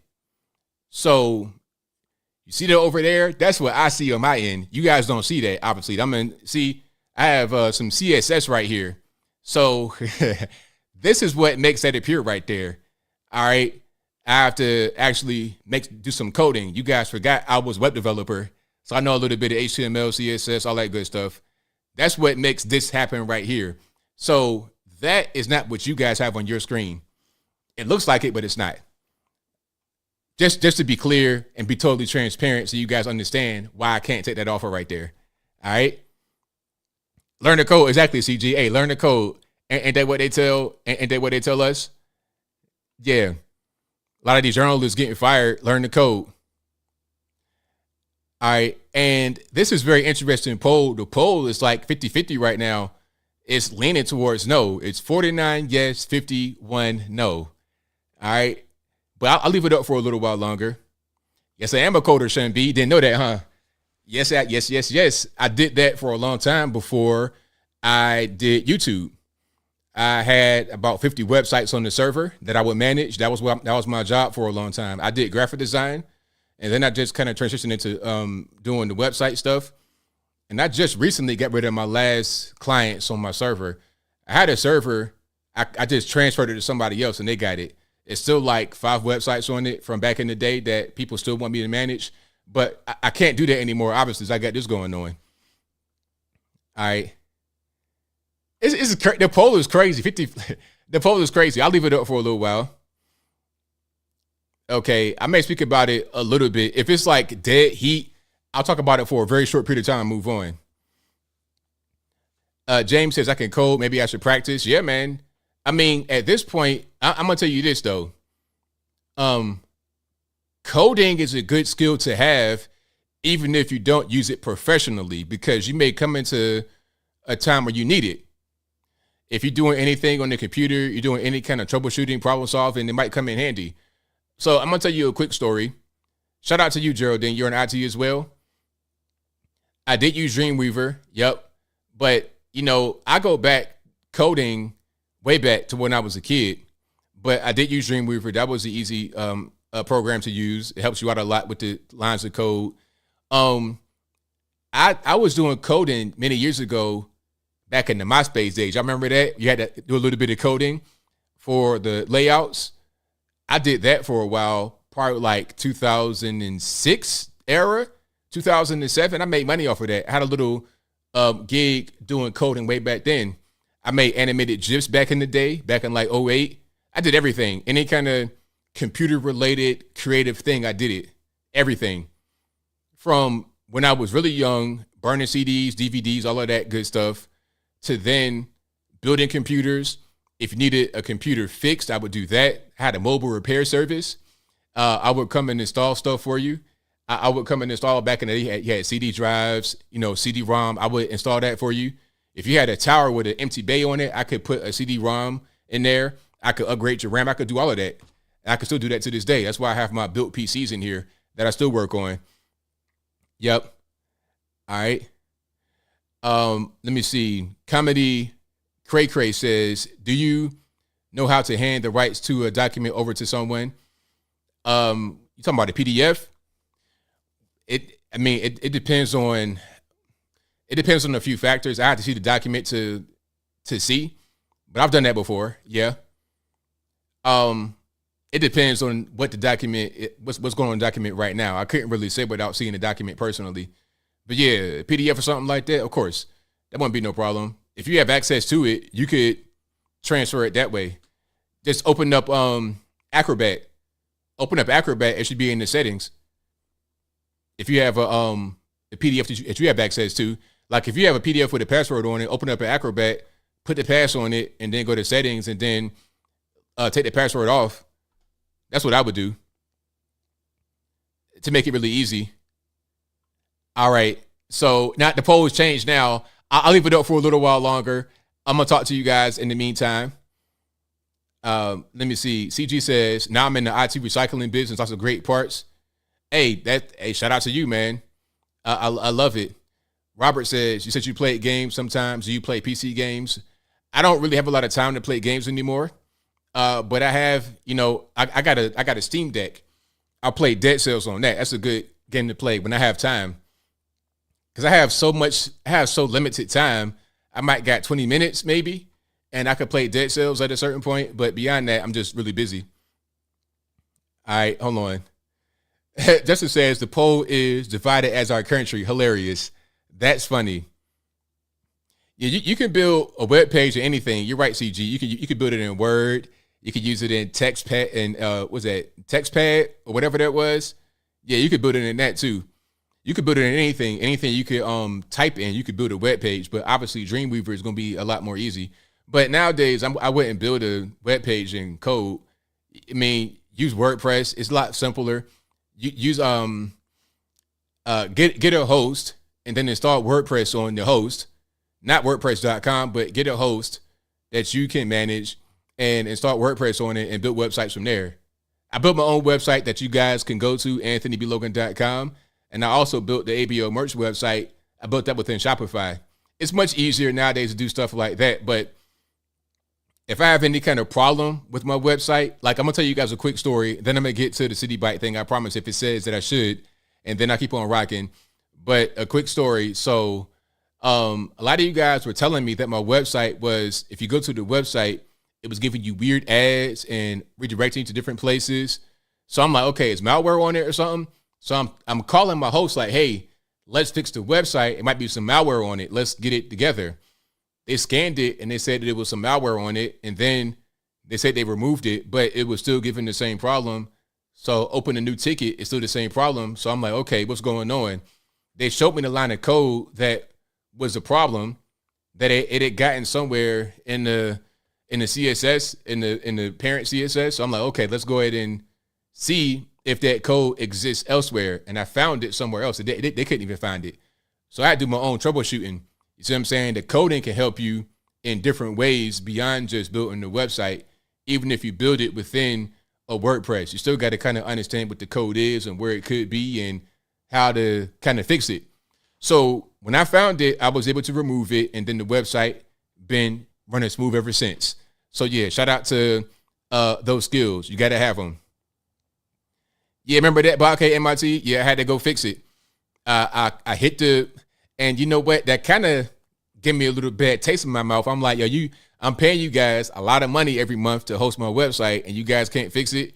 Y'all not really that competent, or maybe I'm just better. I don't know. I doubt it. Anyway, let's keep on rocking here. Exactly, VD2 2021, Acrobat for author control. There you go. Bada bing, bada boom. All righty. So let's go ahead and end the poll, shall we? Let's end the poll. I'm gonna go ahead and end it. So the answer is yes, 51-49. So came my way, says, how did the malware get in there? I have no idea. I think it might have been an outdated plugin, because sometimes if you don't update the plugins right away, or even update the version of WordPress, or update the theme, then it can be vulnerable to an exploit, and then you could potentially have malware put in there that way. That's probably what happened, but it's fine. I mean, now I just have a more watchful eye on it. They try to sell me something talking about, oh, we're going to sell you this Guardian tool for X amount of money per month. I'm like, man, please, y'all couldn't even fix the line of code that was easy to find. Like, it was in the theme options. Just go ahead and go to the theme options and fix it. But anyway, I don't want to geek out too much and get a little bit weird. So I have 51% that says, yes, I should discuss Citi Bike, and 48% no. Now, I'll talk about that briefly, because I know that it's kind of polarizing, and I've done 2 videos on it. Now, to preface what I'm going to say, I don't look at things from a racial point of view. I look at things objectively. And sometimes my opinion is popular, and sometimes it's not. I don't really particularly try to do things to be popular. I've always been the kind of guy to walk to the beat of my own drum and do my own thing since I've been a little boy. That's just me. That's just how I operate, and I've always been that way. You know, people accuse me of trying to appeal to that group. I don't really particularly care. If you like what I'm talking about, then hey, bravo. I appreciate that. If you don't, that's okay too. We don't got to always agree. Now, having said that, the Citi Bike Karen case. Now, people are offended sometimes at the term Karen. First of all, I'm not using the term. That's not my term. Second of all, I don't think it's a racial slur, but I guess some people do. I think it's just about a person that is really annoying and nosy and wants to know everything, talks to the manager. That can be anybody of any race or gender. But if people are offended, I mean, it is what it is. But I don't think it is the same thing as saying the N-word or something like that. Obviously, there's a lot of history and whatnot behind that word. And I don't use words like the N-word or any kind of other obvious racial slur, but actual historical context behind it. So that's just me. You know, there's words to describe whites that could be seen as a slur that I don't use, aside from the term Karen, which I don't put into that category.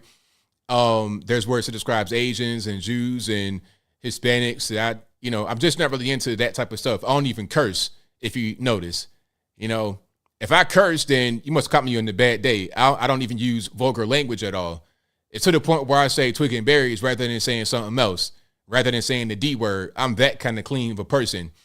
But I ain't going to do too much of that. Let's go ahead and get into the particular video and get straight to the nitty gritty. So this video has broken the internet. We've already seen it. We know what's going on.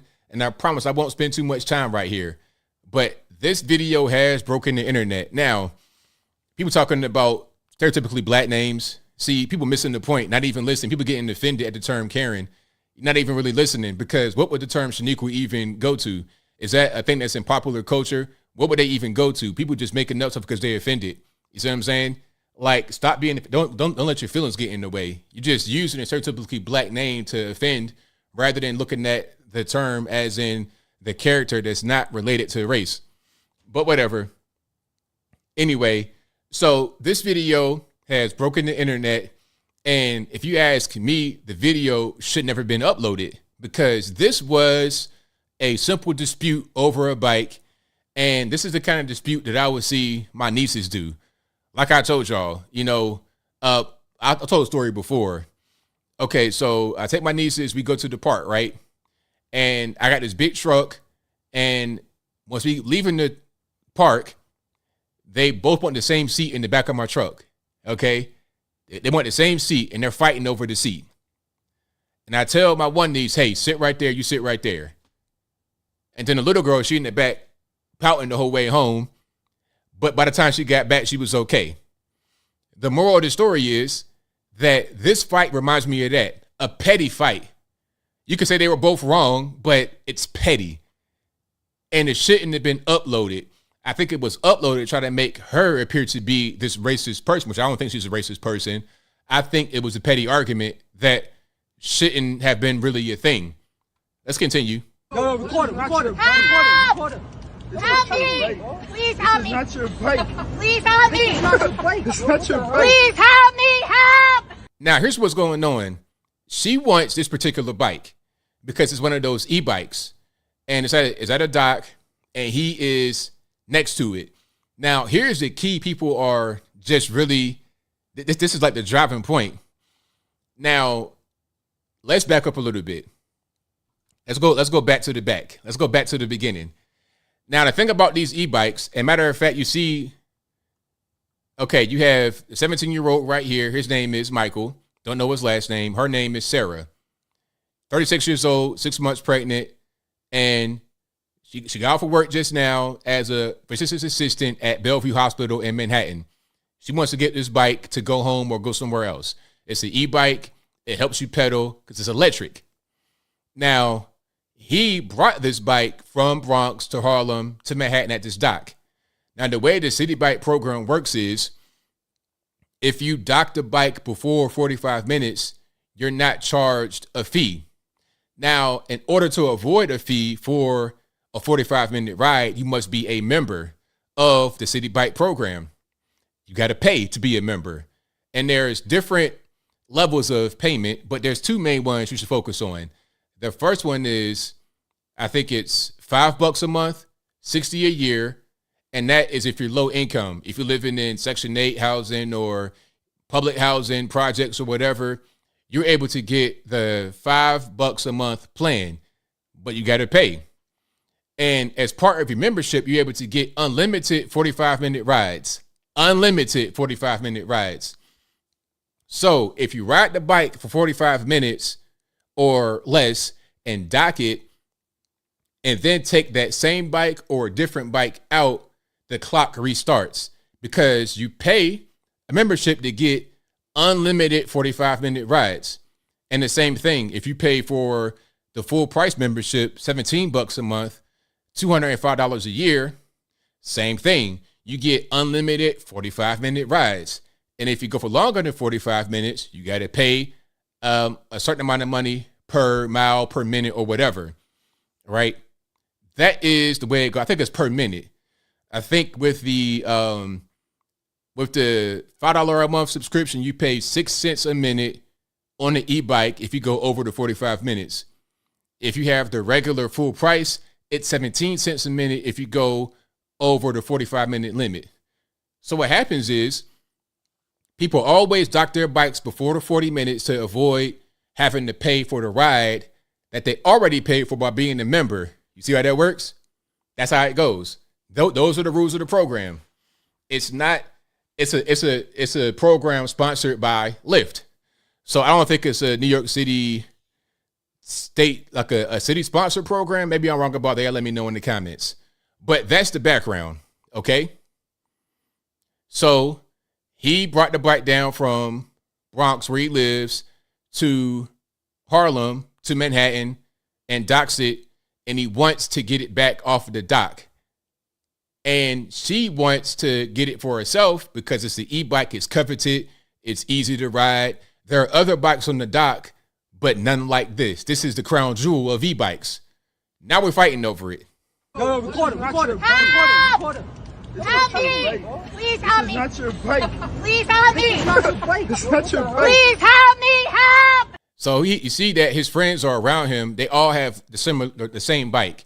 You see like under her arm next to her hip right there, you see the little symbol? That's the e-bike, the electric bike symbol. That's one of his friends right there. He's sitting on it. I think he has about 3 or 4 of his friends with him. Now remember, young man is 17 years old, senior in high school. His friends right around the same age, all from the Bronx. Please get off me! Please get off me! Yo, don't not take it, bro. Now you're not getting the bike, bro. Yeah, now you're not getting the bike. Help! You're not getting Get the off me, bike. dude. Why you took his? So then she takes his phone because I think he might have been trying to like check it out. I'm not really sure, but she took the phone from him. What's wrong with you? Don't touch his phone. Do not touch his phone. I'm not. You hurting my fetus. The banter is very childish to me. Like I said, it's like little kids fighting. Johnny touched me. You in the back seat. You got your kids in the back. Stop touching me. Stop touching me. Stop touching me. That's what I'm hearing right now in my mind. I'm not touching you. You putting your stomach on my hand. No, dude, stop. No, dude, stop. No. I said no. I said sit down. Now, his friends, the young man's friends, are like, yo, give up the bike. Just go ahead and give it up. He's like, it don't even matter. Go ahead and give it up. My man right here is on the bike as well. He was sitting on the bike. But what he did, the young man right here in the purple, he got off the bike he was sitting on that he rode down there to that bike dock and docked it and wound up letting her have it. Let's see how the whole thing plays out. Please help me! She's just crying. You're not crying. I got your video. Wait, you put it out? So what's happening right here, like somebody said it says that the bike number it was on her receipt. What she did right here was scan it with her phone because you can like start a ride or something. You can start a rental, but you got to be able to go up to the bike and physically scan it to take it off of the dock. So when she scanned it and was right here trying to move it off the dock, he wasn't letting her go. So it gets pushed back onto the dock. So the receipt shows that time, 7:24 to 7:25. It shows this time right now. So when somebody says it shows her the bike number on her receipt, it's for this right here. What's happening right here in front of you.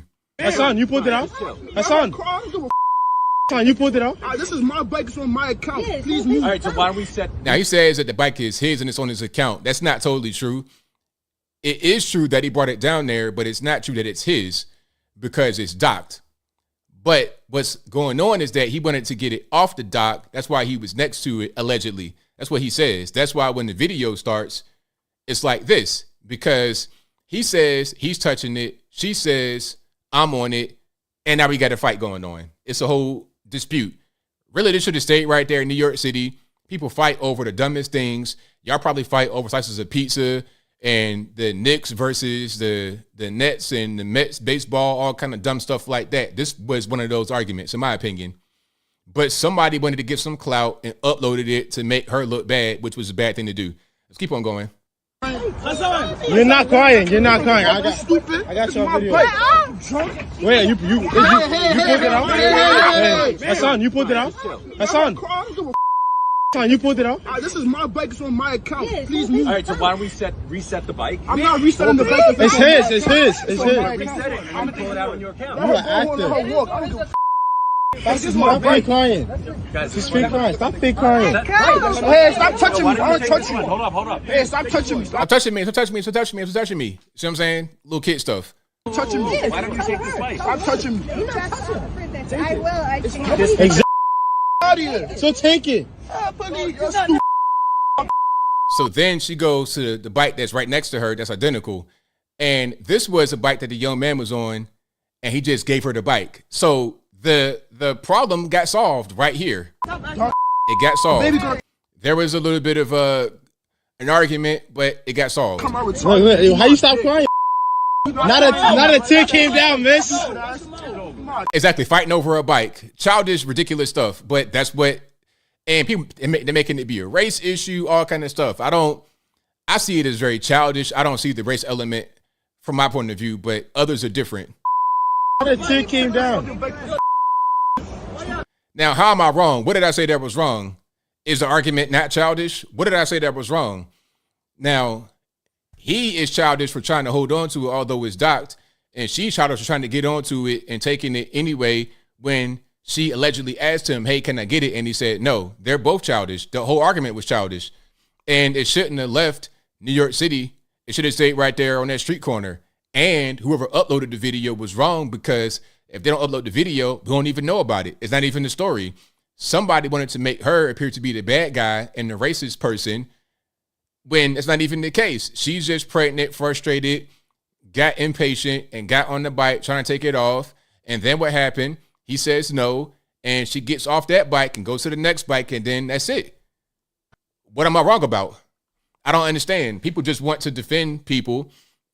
They may see themselves in her, or they may have a different ulterior motive going on. That's my opinion. All right, so that's it. She said nobody was there. It clearly was people there, wasn't it? Okay, so people lie. People say all kinds of stuff. People say, oh, ABL, why would you go up to these teenagers and sit on their bike? People do dumb things all the time, man. Like, I see all these stories every day that come across my timeline, things I can't even put on the screen. You'd be surprised, man. People do dumb things all the time. I've lost my trust in people years ago. I don't trust a soul. Anybody that knows me know that.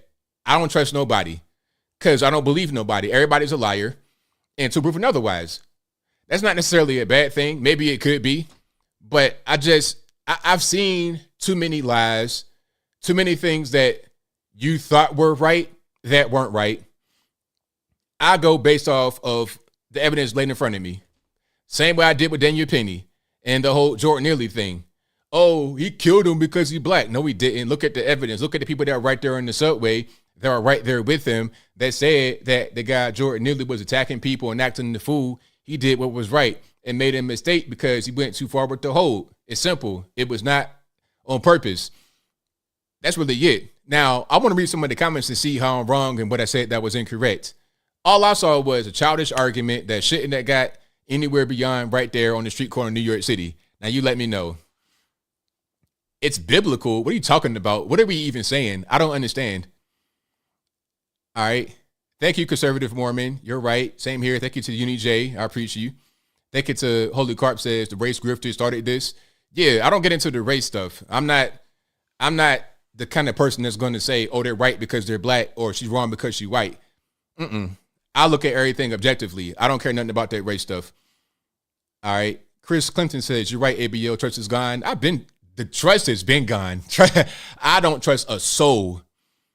I don't trust a soul. Hold on. Rex Rocker says, ABL, you've been around. Go to New York City. It's madness every dang time. Cab drivers getting into fights. Homeless people sleeping while standing up in the street is nuts. I don't doubt it. I don't doubt it. Hey, John Pearson, I'm going to use that for you, boss. John Pearson says, I'm beyond jaded. I'm diamond encrusted. That was gold. I got to take a screenshot of that one, boss. You got to let me take that one, man. I had to put that on the t-shirt. He assaulted her, really? Did you see an assault in that video? Come on, man. He was holding the handlebar, and she was trying to get on it. If that's an assault, then I don't know what to tell you, man. I mean, come on, be for real. If you're going to be something, be for real. How about that? Oh, the GoFundMe, all that kind of stuff. Listen, I don't know anything about the GoFundMe. I guess they were trying to raise money. Both sides were trying to raise money. I don't believe in any of that. I think that this whole thing got blown out of proportion. The video should not have been uploaded to begin with. If the video does not get uploaded, then it's not a GoFundMe from the woman's side, getting a lawyer and getting PR to put out positive articles about her. Then there's not a GoFundMe on the boy's side, trying to raise money, we're poor African immigrants. None of this happens if the video doesn't get uploaded. So when they say root causes, let's get to the root of the problem, identify it there, rather than trying to do with the ancillary things that happen as a result. All right, he pushed her into the dock. I didn't see that. I didn't see him push her into the dock. You know, if that happened, I mean, it is what it is, but I didn't see it. My opinion, he shouldn't have posted it. Defamation. Y'all got to understand what defamation means, because I saw that too. Now, I'm not talking about you, Lucille. I'm talking about others that say the word defamation, but not you necessarily. Because somebody, not you guys, but one person tried to say, oh, they're going to sue you, ABL. Sue me, a political commentator? I have the right to my opinion. All of what I say about news is only my opinion. Now, if I say that a thing happened, I'll give you a source, and I'll read from the source. So if somebody says, hey, what you said about X, Y, and Z thing was wrong, you said it was a fact. Well, wait a minute. I read from New York Post. They said it, not me. I'm a smart person. I'm not a dumb person. I've been doing this for a very long time. Even before YouTube, I've been doing this for a very long time. I got taught very well by my dad, by my granddad. They were like, look, if you don't know a thing, say you don't know it. If you're going to give your opinion, say it's your opinion. I got taught that when I was a little boy. I've been saying that since I've been a little kid. This is old to me. So, nah, you cannot get sued for your opinion. Your opinion belongs to you. You have the right to your opinion. If I say that hot dogs are only good when they burnt, can't nobody say, oh, you're suing, you're defaming boiled hot dogs, ABL. That's ridiculous. It's my opinion. Now, if I say Heinz hot dogs are toxic because of this chemical that's in it, and I have evidence, and I provide fake documents and stuff like that, now I'm in a different ballpark. Now I'm saying a thing that is true that is not true, and I'm providing false documents to prove a fake thing. Now I'm getting into the defamation territory. And defamation, when you're talking about a guy like me, will either be libel or slander. Libel is if I write it. Slander is if I say it. And if I write a thing on my website, it's always tagged with opinion. I do that for a particular reason. Hey, I got a brain up here. It's not a hat rack only, it's a brain. And then when I'm talking about things on the internets, I'll say, in my humble opinion, that's my favorite phrase, ain't it? One of my favorite phrases, okay? In my humble opinion, I think, I feel, in my point of view, from my perspective, this is like, it's second nature to me at this point. I already kind of know what I'm doing. All right, so it is what it is. Exactly, First Amendment, all day long. If I say a thing that's false as a fact and it hurts my reputation, and even in the case of defamation, you got to prove that if I said a thing that was false as a fact, you got to prove it hurt you. Okay, that's the whole Cardi B, Tasha K thing. Tasha K said things about Cardi B that were proven in court to be said as fact that hurt Cardi B's reputation, and that Tasha K was able to monetize off of. So then it became a financial penalty assigned to Tasha K. Tasha K bucked on it about going bankrupt. That's a different story, though. Anyway, the whole point is that, we can't just use these words. Words have meaning. Use your words well. Burnt hot dogs are the best, in my opinion. In my humble opinion, hot dogs are the best ones. All right, so it is what it is. So shout out to you guys. I appreciate y'all for rocking with me. We can disagree on certain things, and that's fine. And I'm reading some of the comments, make sure I didn't miss anything. All righty. Yeah, mainstream media blew it up, calling her racist. That's not right. I didn't see any racism there. I just saw a childish argument. That's just what it is. And it shouldn't have gone anywhere beyond right there in that street in New York City. It's simple. All right. So I know came my way. It's okay to trust, but yeah, I'm jaded from a long life of not trusting my whole life. Like since I've been a little kid. That's just my life. It's okay. I've learned to embrace who I am. So it's all good. But thank you for that. I appreciate you for your concern. Yeah, it's all good. I can trust people to a certain extent, for sure. Emotional damage. John Carter says ABL believes the kid owns the bike. If he keeps his hand on it, he's too butthurt to admit he's wrong. Nah, I'm just saying. You could say that he's wrong for holding on to the bike, but you can't not see him right there. Just like the example I gave earlier, because I've been in this same situation, and people don't really want to admit the reality of how people interact every day. I don't trust everybody, but I understand how to deal with people. This is why I'm so well respected everywhere, regardless of, everybody knows me. Everybody respects me. I don't have a bad reputation because I understand how to deal with people. So check it out. Because I come from different environments. I come from a street environment and also a more suburban environment. I come from different places and different cultures. So I understand how to interact with everybody. I get along with anybody because I understand everybody. And I understand levels of respect, I understand boundaries and how to do people and demand respect. But let me just continue. So here's a situation that I was in. Now, back to my nieces. So we had gone to the mall. Me, my ex, my two nieces, we at the mall. We want to put the girls on them little scooters they have. Well, my youngest niece, the older one, she didn't want to be on it, but the younger one, she wanted to be in a little scooter. You can ride around the mall, right?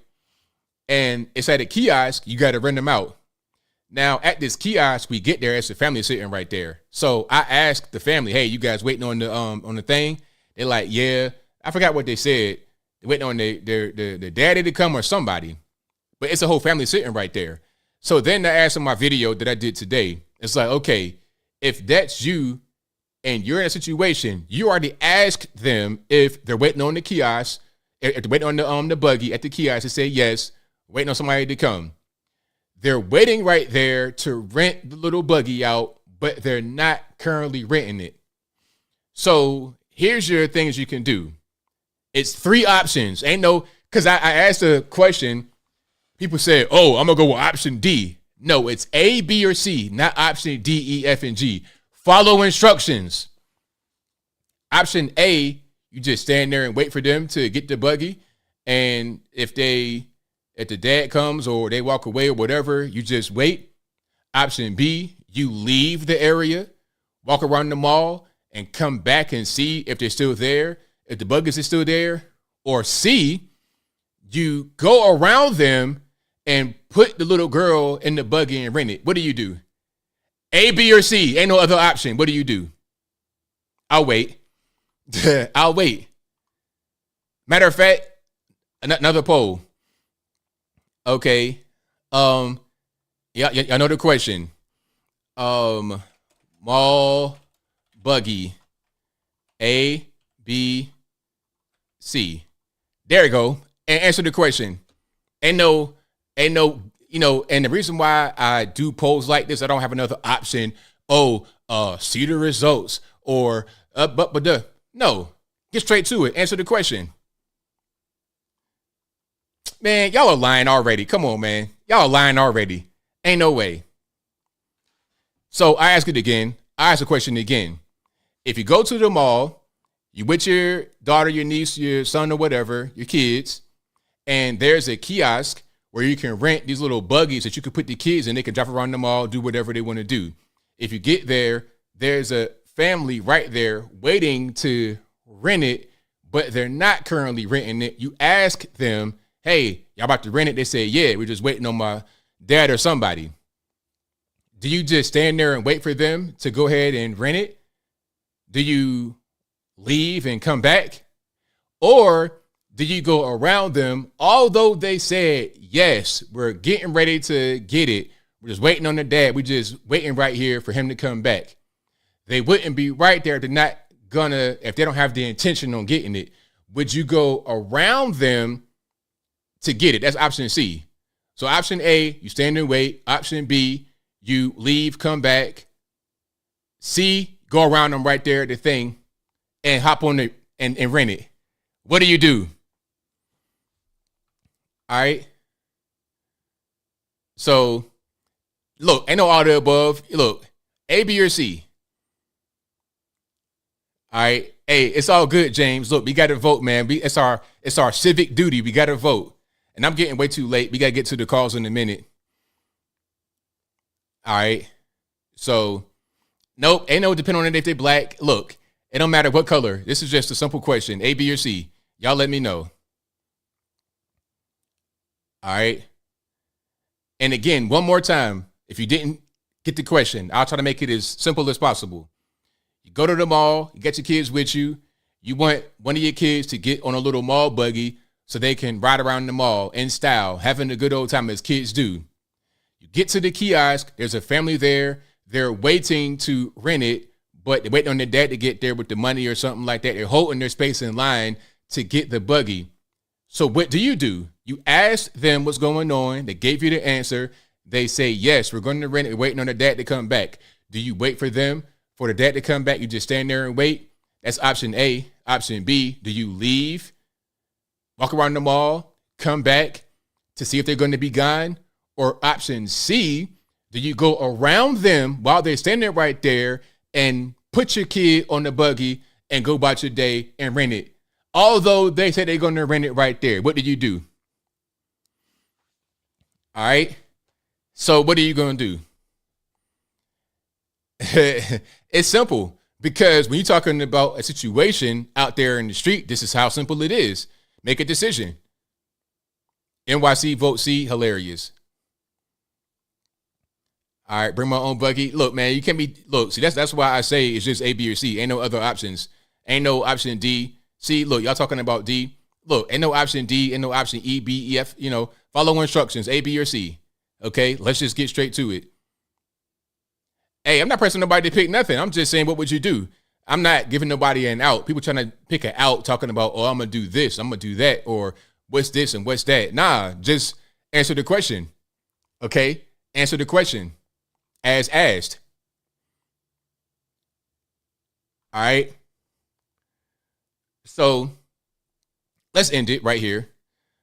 So the options, A got 27%, B got 46%, and C got 26%.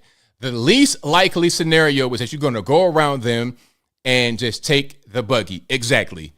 Because that's not real life. And then someone going to say, oh, you're a coward, ABL. I'm going to do C. See, that's how y'all die behind stuff like that. That's how you get beat up in the street and die. You're going to die behind a e-buggy? You're going to die behind a bike? You see, where I come from, you can die like that. And I'm being dead serious. I don't play games like that. Like, why would you do that? If they're already sitting there right there, what's the big deal? You can't wait or just let them have it? I don't understand. Over a buggy? And if you don't die, I'm kind of being extreme. Like, if you're in the street, it's a different story. But in the mall, you ready to fight? Now, do you want to fight over that? You ready to go to jail over a mall buggy? Is that what you want to do? A normal person would just probably walk away and then come back and see if it's still there. That's what's going to happen. You're not going to initiate conflict. It's no reason to do that. It's unnecessary to do that. And I don't know about y'all, but I got my gun on me too. So if you got your gun on you, you don't initiate conflict. You see what I'm saying? You got to be responsible. This is why I get along with everybody. Everybody respects me. Left, right, it don't matter, because that's how I operate. I don't initiate conflict. Now, I'm not a coward. If you initiate conflict with me, we can go ahead and we can dance. We could be wrestling, Greco-Roman. We could do Brazilian Jiu-Jitsu, whatever you want to do. But I'm not the kind of guy that would start a thing like that. I'm all about peace and love. I don't start conflict. But if you want to start conflict with me, then let's go. So it is what it is. All right. All right, butthead, man. Hey, man, I hope you like fighting. If you like fighting over that's how them Walmart fights be happening. That's how them ghetto fights be happening over stuff like this. Now I'm gonna see you on Twitter on a thread of fights and getting not cleaned out. Not you, butthead. I know you're gonna be a Brazilian Jiu-Jitsu. You're gonna be like Chael Sonnen in there, rocking and rolling. All right. Rex Rocker says, I'm not waiting 30 minutes, they can wait. All right. I mean, and then when Kimbo Slice comes out of the cut, when Kimbo Slice comes out of the corner with his chest hair shaded to a cross and gold teeth on 5 different teeth, and he ready to fight you over that, what you gonna do then? Is it worth it? I don't know, man, but whatever. Exactly, Pastor Salt. Waste of time and energy. Why would you do that? Yep, people die behind that every day. I've seen it all the time. I've seen people get shot, killed like that. And I don't got time to be getting shot and killed, man. That ain't really in my bingo card for 2023. All right. So, but if you like what you're hearing so far, please give the video a thumbs up, like the video, share the video, do all that good stuff. Sean B says 100%. 1,000% ABL. You need to check out some stories in North Memphis lately. Young lady got reckless and argued with the wrong person. They came up and shut up the house. Yep. I don't get no arguments on the street. Nope. I showed you guys that clip from New York City a while ago. Remember that? Hold on. Let me see if I can find it. I know I'm late. Don't blame the white man. Hold on. Let me see if I can find. It was a subway argument between a black woman and a white man. A white woman and a black man. Oh, man, I can't find that. But they were arguing back and forth. Whole time I'm like, yo, what are y'all even? She shouldn't even be speaking at all. She shouldn't be speaking at all. Not in the least bit. If I'm the husband and I'm right there, or boyfriend or something, I'm going to step in and be like, yo, everything all right? Everything good? I'm going to be soft like, hey, man, nah, it's all good, boss. Ain't no problem, man. She cool. You know, I'm going to be soft as soft can be because I'm not trying to have to hurt him or get hurt. I'm no big tough guy. You know, if we get into a fight and he gets hurt, I might get hurt too. And now we got to go to court. Anybody got time for that, man? Like, nah, I'm a soften it up. I'm a ease the tension, and then hopefully that diffuses it, and then there's no fight. But if he's just on 10 and he's wanting to fight and he's trying to attack the lady on with, now we got to fight. But your first reaction, your first thing should be to calm the tension down. Don't be no big tough guy. Don't be nobody trying to go in there, trying to fight, trying to use your gun. That should be your last resort. You want to go in there and ease the tension. You don't want to start conflict. You got to be able to recognize when conflict can happen. You got to have good resolution to conflict and an ability to understand not to not start it. It don't matter who's right and who's wrong. You got to be the bigger person all the time. All the time, period. Because at the end of the day, you live in your life. You don't want to have your life interrupted by prison, by getting shot, getting hurt, getting stabbed up, getting stalked by people. Anybody got time for that? All right. Exactly, Manic Pixie. I'm a very positive person, but a masculine person. You want to de-escalate. You don't want to be no big tough guy. One of these guys on the road want to run up on somebody's bumper, you know, revving the engine, all that kind of stuff. People die like that unnecessarily for no reason. Road rage. You don't know who you're dealing with out there in the street. I don't underestimate nobody because I've seen guys that look kind of scrawny, kind of weak, that will have no problem blowing your head clean off your shoulders. And they're accurate with it. Paw don't taught them how to shoot. You get into an argument with them on the street, they're like, all right, watch this. And you did. And then all the bravado, all the big tough, all the chest pumping don't mean nothing because you did. But anyway, I digress. If you like what you're hearing so far, please give the video a thumbs up. Like the video, share the video, do all that good stuff. That'll help me out tremendously. Okay, let's go ahead and get to super chats and then we get to the calls.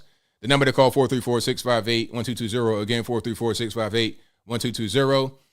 Let's check it out here. Thank you to Not Provided, who says, can you cover Sai, and I'm tearing this name from, and I'm sorry, the name I'm going to butcher, Sai Varshith Kandula, who rammed the White House barrier with a U-Haul. I might have to cover that.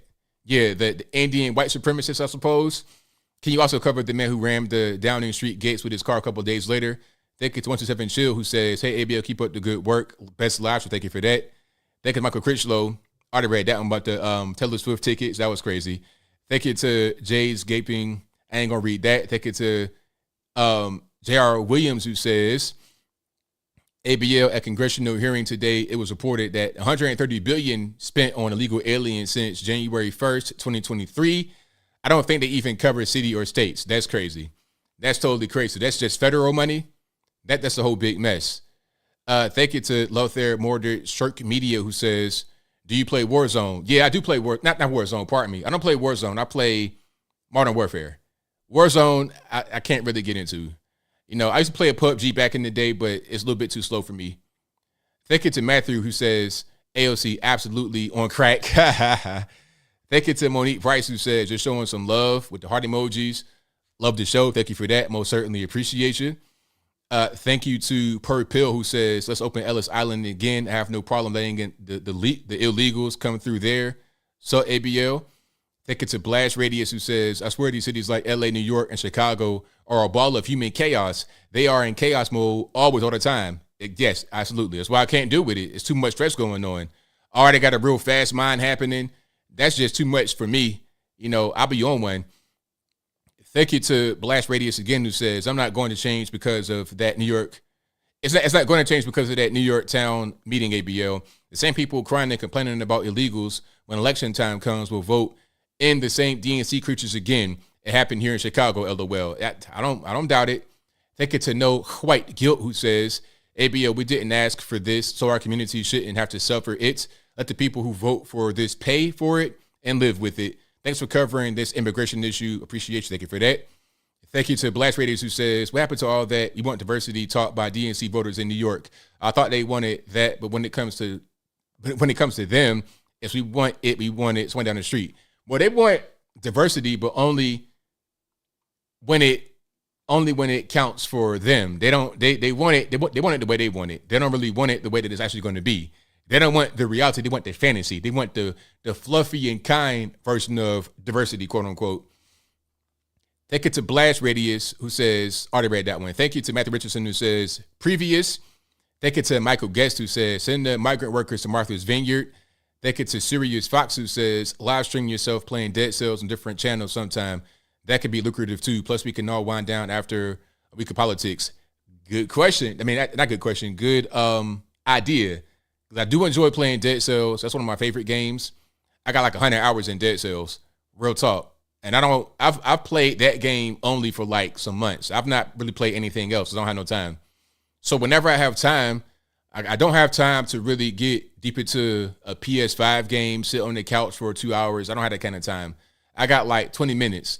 So whenever I get some time, I pick up the Steam Deck, play Dead Cells, run a couple levels, and put it down and go back to my business. Thank you to Per Pill, who says she was wrong in the hindsight. The kid did good offering her the bike at the end. Citi should have had a 5-minute wait period between docking. There you go. Thank you for that. Thank you for seeing my point of view. Thank you to Kai's Posthumous, who says, ABL, what say you about Ken Paxton getting ousted? I think it's a lot of drama going on, and I don't know all of why it's happening. All right. Thank you to Kaius again, who says, how about the 60 tons of explosives missing in California? That is a mystery that I have no idea about what's going on, but I have heard about the incident. Thank you to Clay Bisbee 704, who says, trust is earned, not given. That kid was rude. I'm glad they posted the video. Now the race hustlers are about to get sued for their stupidity. That's not how that works, but go ahead. Thank you to Kaius, who says, people saying they would pick C much up at Amazon. Hilarious. Thank you to Per Pill, who says, find the video of the two ladies stuck at the McDonald's drive-thru arguing. I'm sure there's plenty of those, ain't it? I'm sure I've seen plenty of drive-thru arguments. People that, at a certain point, if you are a frequent McDonald's consumer, you might find yourself in that type of situation, whether you started or whether you just happen to find yourself in it. All right, arguing with somebody that's in the line, arguing with somebody that's in the window. I don't got no time for that, man. I got things to do. I'm busy. I just don't have time, man. It don't make no sense to me. And if it doesn't make sense, I'm not going to do it. But let's go ahead and get into the calls. I know I'm late for the calls, but don't blame me. Blame the white man. And the number to call is 434-658-1220. Again, 434-658-1220. And the number's also in the description. Don't be afraid to call. There's also an email in the description if you want to get on right here in the bottom left-hand corner of the screen. But let's go ahead and get rolling. Who am I speaking to? 817? Hey, Lisa. All righty, what's happening? Yeah, okay, let me pause. Okay. Yeah, so I just wanted to talk to you about like a few things that have been happening through the week that I have seen. So there's like, okay, they got DeSantis on the ballot, but I want to vote for Trump, but it's like at the same time, I like DeSantis too. So how do you feel about that? Well, they got their primaries coming up. So in the primaries, you can vote for whoever you want to be the Republican nominee. And I think on the ballot, you're going to have Trump, DeSantis, Tim Scott, and a few others. So whoever you want, Tim Scott too. Yeah. So whoever you so think it's a lot of. I don't mean to cut you off. I'm sorry, but it's a lot of good candidates. It's like I do love Trump, but it's a lot of good candidates, and it's like I'm second across all because I do love Trump, but I don't know who should I vote for.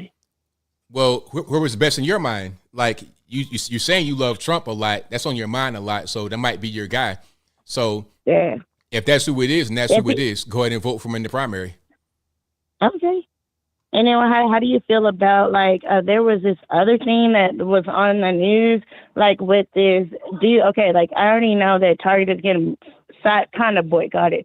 They didn't boycott them all the way, but they're getting somewhat boycotted. How do you feel about that too? Like, we need to take a stance on these, like, LGBT. I don't have a problem with LGBT. I have gay friends and stuff like that, but it's like, it's a issue when they start going in the kids shows, they start going everywhere. So how do you feel about that? Yeah, I think that the boycott on Target is a good thing because they're doing way too much. You know, if you watch in mainstream media, they'll say, oh, it's just about clothing. They got certain colors on it. Nah, they didn't got tuck features in it. Right. They got binding features. They got things that are inappropriate for children to be wearing, period, regardless of whether it has LGBT stuff on it or not. Right. See, and then like you're teaching your young kid to tuck his private parts in. I'm like, we don't even discuss it. It's like, how much? I don't even shop at Target, like, to be honest. But like, if I did, like, I shopped maybe at Target maybe 3 or 4 times. But it's like, it's ridiculous. And it's like, we have to deal with this in today's time. Sorry, excuse my voice. But yeah, I wanted to know your rap about that, about the Target and all this stuff going on. Yeah, I'm pretty much right there Sorry, with you. Yeah, because I got swimming for my kids again, so it was like I caught it at the last minute. They were like, ABL's live, and I was like, oh my God, let me get it at the last minute. Sorry, I caught you at the last minute. But I'm glad you answered my call. Sorry, my voice is hoarse. Oh, thank you for your call. I definitely appreciate you. Thank you. All right now. All right, bye. Shout out to the caller. Great call. You guys are the best audience anywhere on these internets. If you like what you're hearing so far, please give the video a thumbs up. 484, you're the line. Who am I speaking to? ABL, how are you? It's all good, man. How about yourself? I'm doing very well. How are you? Can't complain. We're just hanging out. We've been listening to you for like 10 years. I think you do a fantastic job. We are constant listeners. We watch all of your shows. Well, thank you for that. I really appreciate you. Means a lot to me. Yeah. Quick question for you. So I'm a single father dealing with a mother. I had to take my son out of the home at 16 months old. It's now been 4 years later. I'm still dealing with her doing crystal meth, getting busted by Child Youth Services. What would your opinion be as far as trying to fight the court system as a male helping a young child? Hire a private investigator and go to court. And the PI should be able to find some signs of her going to cop drugs or doing some things that are inappropriate with your children in the area. And then you go to court with that evidence and say, hey, you know, the mother of my child, she's unfit. Here's some evidence to prove it, and go about it that way. I mean, I don't know if you got money, but it's going to cost you because you're going to need a lawyer, private investigator. That's my best advice. I'm not really a family court kind of guy, but that's all I really have for you from my point of view. Now, here, all the police and the Child Youth Services keep saying that, you know, they can just do what they can do. Like, she lost custody of him for 30 days, like 2 months ago. She doesn't take him to school. The Catholic school actually called and did a health wellness check on her and him because she didn't take him to school for 3 straight days and didn't, you know, reported to them that he was sick. So it's just hard as a single father to beat the court system, not to beat the court system, but to get help from the court system. I feel that it's leaning one way. If it was my direction, I'd never see the kid again, or I'd get him every other weekend or something. But it's really tough to fight the situation. But you're saying a private investigator, which she has had on me. I've had people follow me around constantly, and I busted them, videotaped them, and the state police came back to me after, you know, pictures of their license plates and stuff, and they said that we can't help you. He's a private investigator.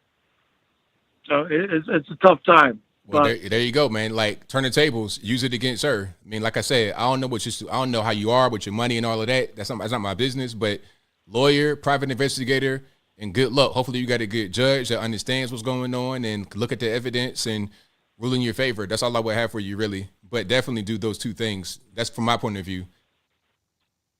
yes, sir, I appreciate you. God bless you. You are fantastic. My buddy Jason and I. My name is Hunter. We're from Skippack, Pennsylvania, and we listen to you all the time, every day. And God bless you. Have a great night. Thank you for the call, man. Appreciate you.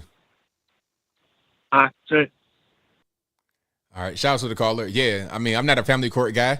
I watched Coach Greg Adams. He's probably better at that type of thing. But yeah, that's what I would do, because you got somebody that's smoking crack or whatever, smoking meth. Yeah, you might want to give some evidence on that, so then that can be figured out that way. All right, let's go to 513. You're on the line. Who am I speaking to? Hi, this is J.R. Williams. All righty, what's going on? Hello? Can you hear me? Yeah, is this ABL? Yes, it is. Hey, what's up, brother? Not too much, man. What's happening? I just wanted to say I enjoy your show, man, and appreciate everything you do. I just had a few points I wanted to speak about this evening. All righty. So far, since the beginning of 2023, I heard in Congress earlier today, our government spent $130 billion on illegal immigration. And we're just now like halfway through the year. My question is, how long can we continue like this? And 2 more years of this, are we even going to have a country left that we recognize? Well, I mean, that's a good question. I think that we have a lot of things that are going on right now that have kind of changed the way the country looks. You know, you go to certain cities, it's unrecognizable. New York City right now, I mean, what's going on with that? So it's going to be a problem in certain parts of the country. You're not going to see the same place you saw just a year or two ago. Other parts of the country, maybe not so much. I think ultimately this is going to be up to the states to hold the fort, and you can't really put too much faith in the federal government. The states got to step up to protect themselves. Here's my biggest issue, and I'll add another fact. You mentioned New York City. I heard Mayor Eric Adams say that 50% of the hotels in New York City have, I mean, I'm not sure if they're all full or not, but are occupied with illegal immigrants. I mean, that's just staggering. Yeah, that's pretty crazy. You know, in a place like New York City with a lot of people that come for tourism, and it's a really popular hub, very big population. That's a really crazy amount. And then the question is, okay, are they going to stay there indefinitely, forever? And if they don't, where are they going to go next? It's definitely a problem that they don't appear to be ready to solve. And it's not going to get any better as long as they keep allowing the border to be wide open. In my opinion, Chief, I think that's a big part of what's holding up this budget potentially, is that Biden wants all this extra money for Ukraine and for these illegal immigrants. And I think that may be what's, why they can't strike a deal. What do you think? Well, I think there's always some wrangling going on with the whole the debt ceiling thing. It's every single time it comes around, it's always the same thing. There's always a bunch of fighting going on. So I think that might not necessarily be because of the illegal aliens. It could be, but that's the thing they always want to do, to get certain things in D.C.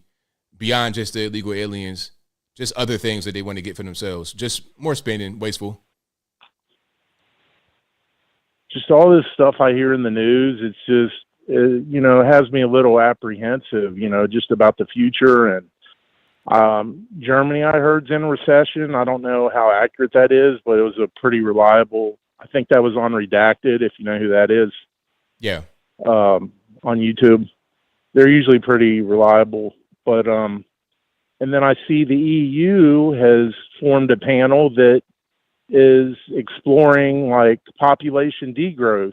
And for not only the population but for the economy in Europe. Like, I don't know how familiar you are with Malthusian or anything like that, but I think all of this stuff kind of dovetails into all these woke projects, and ESG agenda kind of just dovetails into one another, and their design most likely is to get rid of some of the population. Well, yeah, that's beyond my pay grade, so I'm not really too much familiar with it. But the way things are going now, I don't doubt too much of anything like that happening. I won't keep you much longer, brother. I just don't understand some of the things that are going on. Like, I'm 45 years old. I got a son that's in the military. He's about ready to get out, thank God. He's a patriot, but he doesn't like the way it is now. It's not the same. Yeah. And I have 3 generations of my family that fought in the military in World War II, Korea, and Vietnam, and I'm glad they're not alive today to see the current state of our military. Just kind of sad. Yeah, man. I'll let you go, brother. I just wanted to give you a shout out, and you have a blessed evening. Thank you for the call, man. Appreciate you. All right, brother. Bye. All right, shout out to the caller. And the phone lines are jumping, y'all. Please hang tight.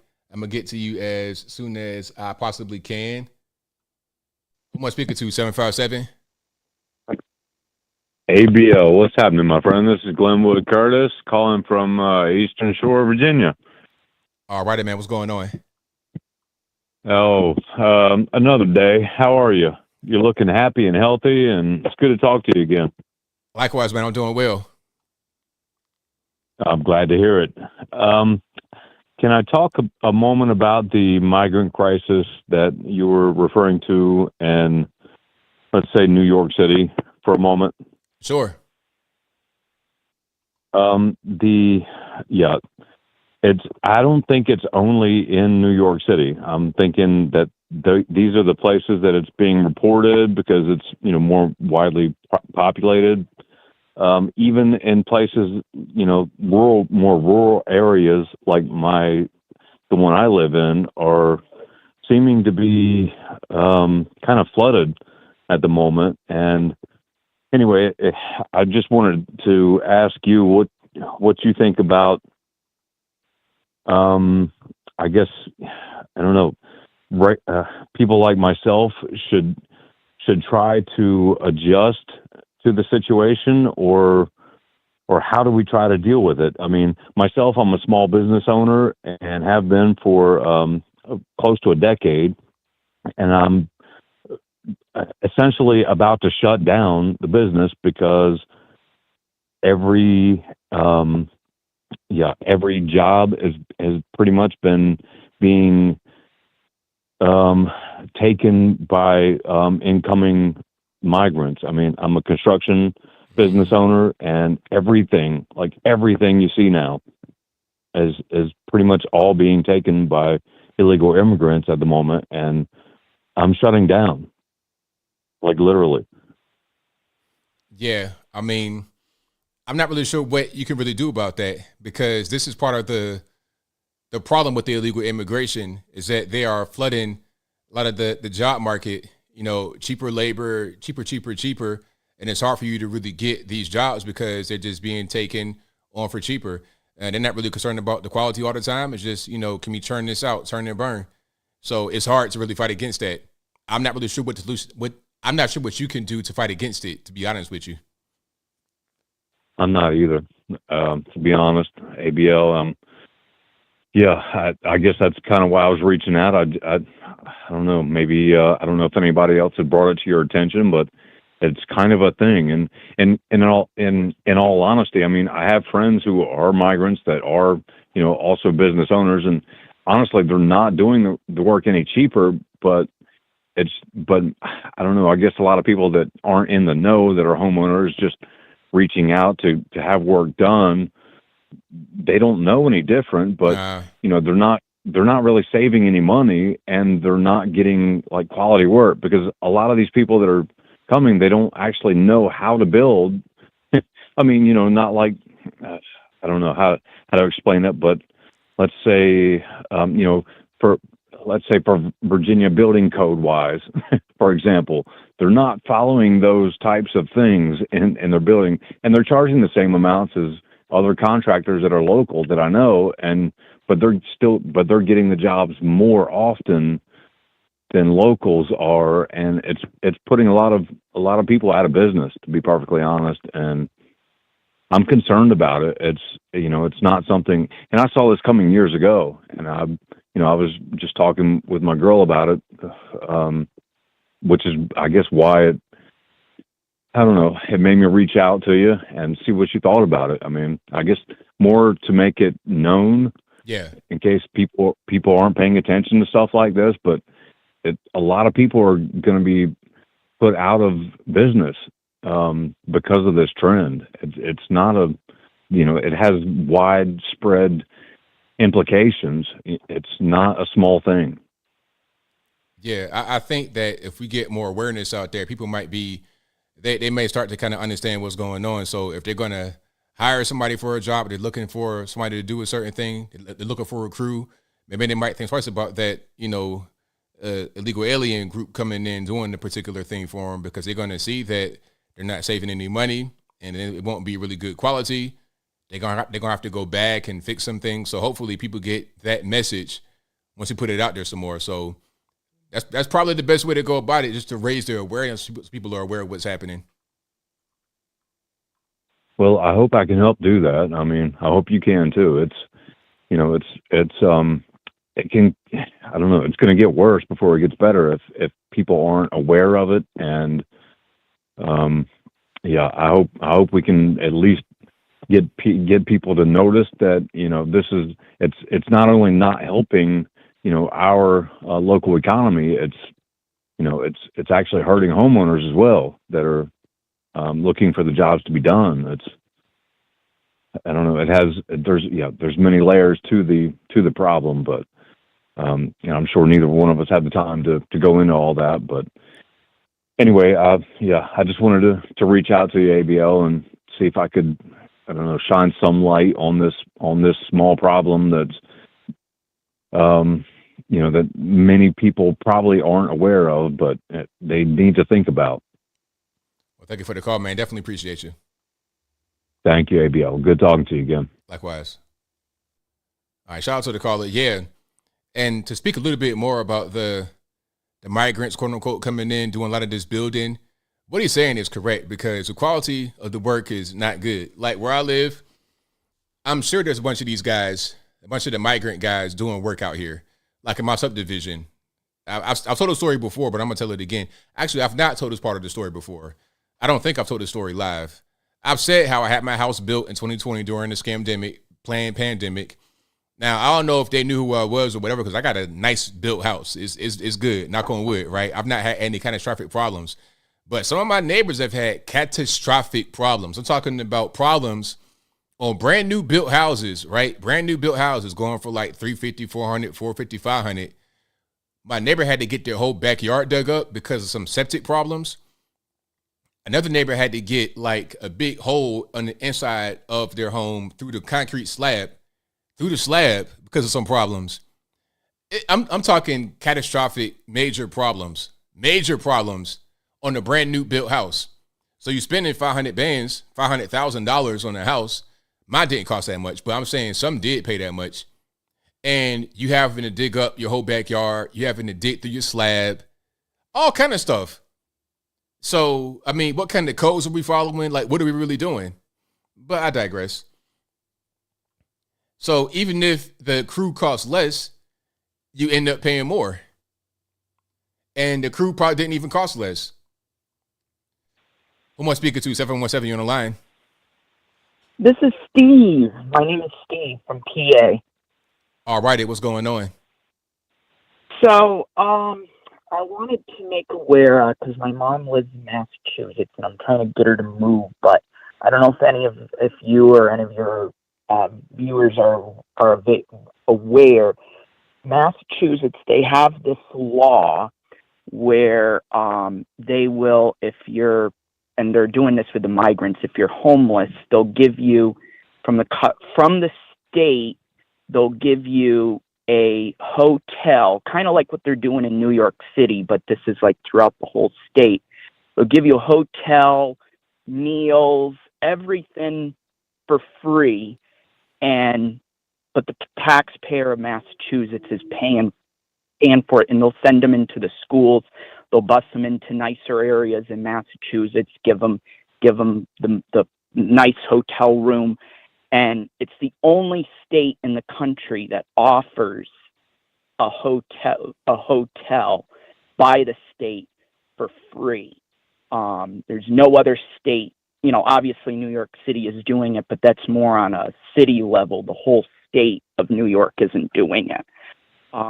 And it's just, I'm trying to get my mom to move, and it's frustrating because it's like the state is subsidizing this, and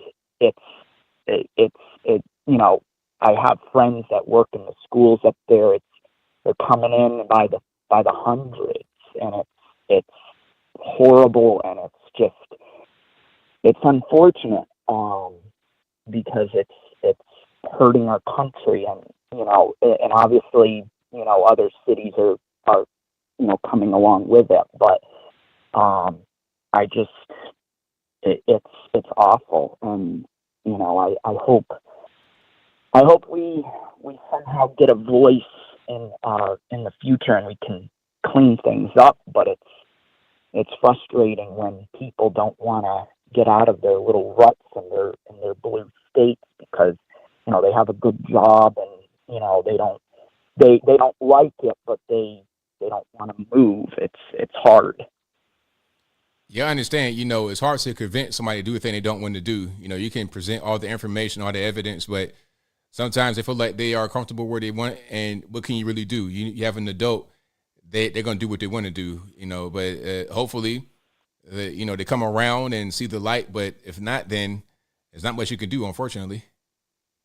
No, unfortunately, but hey, I appreciate everything and that you do, and I just keep it up, and thanks for taking my call as well. Thank you for the call. Definitely appreciate you. Yep. All right, shout out to the caller. Thank you guys for being here. You guys are the best audience anywhere on the internet. If you like what you're hearing so far, please give the video a thumbs up. Like the video, share the video, do all that good stuff. That'll help me out tremendously. And the phone lines are jumping. Please be a little patient with me. 864, you're on the line. Who am I speaking to? This is Turk from Greenville. I voted B. I've got a question. Do you have to pay for those carts that they were waiting for? What carts are these? I'm sorry, the buggy. Oh, yeah, you got to pay, yeah. And there was one already there? Yeah, so there was one already there, and in the scenario I was talking about, there was a family there waiting. Right. So that's what it was. Well, why didn't they just pay for the buggy and have it ready for when their other part of the family came? Well, I guess they're waiting on the person that had the money. Oh, okay, that makes sense now. I was just curious how that worked. Right. Okay, thank you. No problem. We'll talk to you later. All right, now, thank you for the call. All right, shout out to the caller. Want a little bit of clarity. It's all good. And the number to call, 434-658-1220. Let's go ahead and get rocking and rolling. Caller, I'm speaking to 641. Hey, how's it going? It's all good, man. What's happening? Oh, not much. ABL? This you? Yes, it is. Oh, my God. Heck yes. Am I live right now? You're live on the air. Oh, my goodness. Hey, so I want to roll everything back. I couldn't hear what you guys have been talking about for the last 30 minutes, but I want to talk about the, I guess, responsibility or maturity level of people in general, because I've noticed a lot of 30 and 40 and 50-year-olds that seem to have never grown up, and then they act immature, and they act like a bunch of 16-year-olds. It just bothers me. I feel like that's a big problem. Your thoughts? Yeah, I have seen quite a bit of that type of stuff where you have a bunch of infantilized adults that have not grown up. That's definitely a problem because you're going to have a lack of productivity in the country with that kind of stuff going on. So, yeah, that's definitely an issue. I have seen that quite a bit. Well, and it's depressing, first of all, because it's like, I mean, I see it. I mean, you can see it in anybody all around you. I mean, it's just like, okay, are we not adults here? I mean, you can, if anything happens to me when I have a bad day, it's easy for me to blame other people or whatever circumstance that comes across, but it's like, well, really at the end of the day, you're just not being an adult. You're not being responsible. I mean, if my parents don't act that way, it's like if my parents did act that way and they wanted to blame everybody else, and we've got all these 30, 40, and 50-year-olds running around acting like children. It's like, well, no wonder we've got all this chaos going on. That's just my opinion. It's frustrating. It's frustrating to me. It's like, don't you have a job or work, kids, something to worry about? Yeah, I definitely see where you're coming from. So I think part of it comes from, I don't understand it, but people want to blame everybody else but themselves. They want to blame this, they want to blame that, instead of taking personal responsibility. That's right. Absolutely. So, I don't know, that's my thoughts, ABL. So, I'll just keep it brief, but, it would be great if we would live in a world where people would, I don't know, start, instead of blaming everybody else and then getting mad and frustrated with everybody. I understand with the way the world is going. I get it. But at the same point in time, you need to stay leveled, stay focused, be responsible, and I don't know. I'm just going to leave it at that, okay? Man, thank you for the call. Definitely appreciate you. All right, thanks, man. Bye. All right, shout out to the caller. Shout out to my man, Dade Phelan. Let's get to some more calls here. The number to call is 434-658-1220. 703 on the line. Who am I speaking to? Hi, this is Sean calling from Virginia. All righty, what's going on? Yeah, I have a question for you. So when people book a flight to another country and they go to the other country, can't they just stay there and they're going to be illegal immigrants? But then why do we have so many people coming through the southern border not coming in illegally? Can't they just book a flight to America and say that they're a tourist and then stay here? You got to get a visa. You can't just come here on a flight with no visa. Okay, so can't they just get a visa and come here? Like, why do they have to come illegally? It's easier to come illegally than it is to get a visa. But isn't it cheaper to get a visa than it is to like pay for all the travel to come in through the southern border? Well, possibly, but that doesn't make a difference because you're circumventing the legal process. It may be cheaper.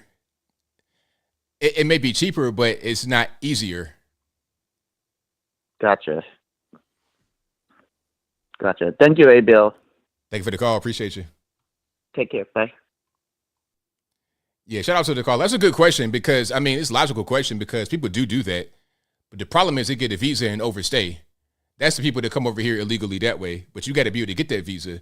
Now, a lot of these, crack smokers that come across the bottom of the map cannot get no visa. You got gangbangers and everything else running drugs and guns. They ain't getting no visa. They're not getting no visa and putting drugs and guns on Delta Airlines or whatever that is coming from Mexico into the United States. That ain't really cracking. All right. All right, let's get to some more calls here. The number to call, 434-658-1220. Again, 434-658-1220. All righty, Victor, what's going on? Hey, thanks for taking my call. No problem. Man, that was a pretty tough video you got there with the city bike Karen. Yeah. Yeah, man, I've never seen so many dislikes from that. Yeah, man, it's pretty crucial, but sometimes it happens like that. It's all good. Yeah, I would say this about it. I think the main issue was with the media, how they quickly jumped the gun. I don't have an issue with that woman going out and suing the media because how they jumped the gun before any information came out, and they made it a racial issue. As a result, her job got involved and put her in leave. If the media didn't go that far, it wouldn't be an issue like this. Yeah, definitely. I definitely agree. Yeah. So anyway, have you ever experienced the news in real life before? Oh, what do you mean? Well, recently with me, it was my very first time actually experiencing a news going on at real time. When I was in Texas, in San Antonio, I saw a bunch of Florida State troopers there that drove. One of them said that they drove 19 hours to here, wow. to Texas. Come to find out, it's because Governor Abbott asked Ron DeSantis to bring the state troopers to the Texas border to help out with the illegal immigrants.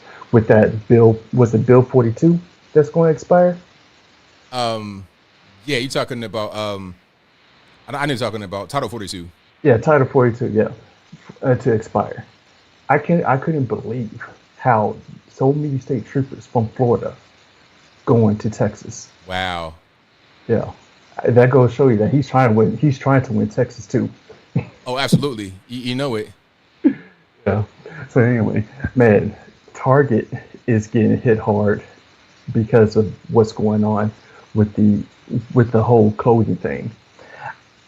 It's not a surprise to me at all because Target has been doing this type of stuff for a few years at least. It didn't go as far as doing the tuck thing for the children, but each year they have been selling LGBT pride clothing in the children's section. People are just now talking about it.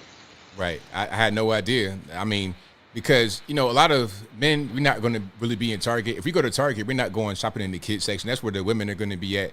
Maybe they didn't say anything, but I think now the women are starting to say, okay, this is what's going on. This is wrong, because if you notice, they're the main ones making these TikToks exposing it. It's not us. So I'm glad that they're stepping up to the plate and saying, hey, we're not going to do this.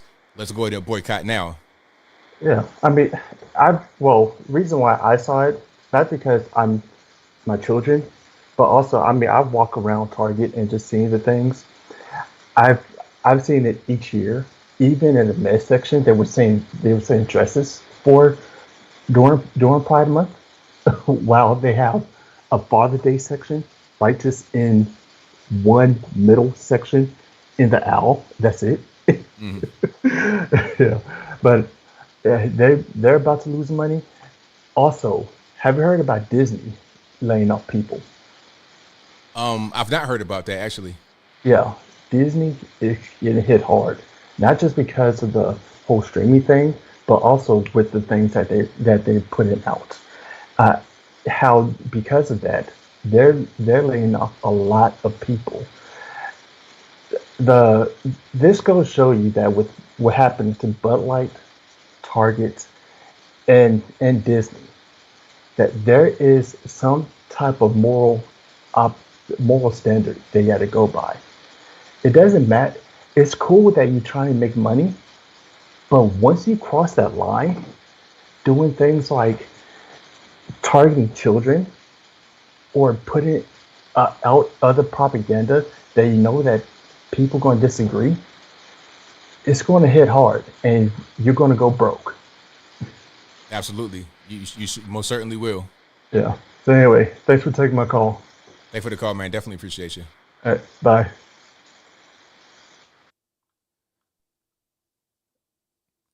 Shout out to my man Victor for the call. Thank you guys for being here. The number to call is 434-658-1220. Let's go. 773 on the line speaker 2. ABL, it's your retired police officer friend. How you doing? Doing well. Can't complain. About yourself? Good. You know, I just wanted to talk about something in general, and that's government and the bureaucracy of government. Here's the thing, ABL. You know, government, even like in the city, they are taking in these immigrants, and we have no place to put them. When you visit a city on vacation, you go to Hawaii or Florida or wherever you go for vacation, you are renting a hotel room as a temporary housing for yourself. So hotels are already set up for temporary housing. In cities like New York, in cities like Chicago, and then in states overall like Massachusetts that, you know, is not really going to have, you know, as many immigrants coming there, you have to deal with these immigrants some way. That's why they put them in those gymnasiums. But a lot of times they put them in hotel rooms because hotels are set up as temporary housing. And the city or the state will just foot the bill. They have nothing else to do. They don't know how to handle the problem that they themselves created. They themselves created this, not thinking it was a problem. They think in ideologies and they think with their rose-colored glasses on, oh, let's be kind to everybody and let everybody come in. But then when the problem actually ends up on their doorstep, they don't know what to do with it. And that's why cities like Chicago, who can't afford it, end up putting migrants in hotel rooms and whatnot, and they just foot the bill. You know, they put them in those, they put them in the park houses recently only because so many were coming so quickly that you can't really organize it well enough. Let's put them in one of our city facilities, put them in the park house, close the park to the kids, and put them there for right now until we can figure out what to do with them. And here's the thing, I wanted to talk about the national government moreover. Because just like the city is spending our precious money to do this, the government itself, the way the bureaucracy, and, you know, Chicago is a city of corruption. You know, you cannot shake your personal history. It changes over time. But the personal history of Chicago has been corruption. And that corruption, you know, even though it has morphed in different ways, that corruption can still be seen in a city like Chicago. The federal government, we pay all this money in taxes, and this is why I came up with this topic right now, ABL, because when you said how much you pay for taxes, which I'm sure it's a lot, just like for myself and everything else. It's one thing if you pay your taxes and your tax dollars are not squandered. They're spent in ways, you know, that really help the people of the United States. But what really happens is that once the government is in charge and you give them a lot of power and a lot to do socially for the society, there are always those people and corporations and, you know, that stand in the way and suck all the money up. And what I'm thinking in particular is they were saying that to house one homeless person in San Francisco would have cost like $1.2 million. And a philanthropist came forward and said, I'll donate not only my time, but all the materials needed to build housing for these homeless. And they said it would still cost $800,000. Why? Because you have planning commissions and this kind of study and that kind of study. There is always someone that sees where the money's at and puts themselves in the middle of it.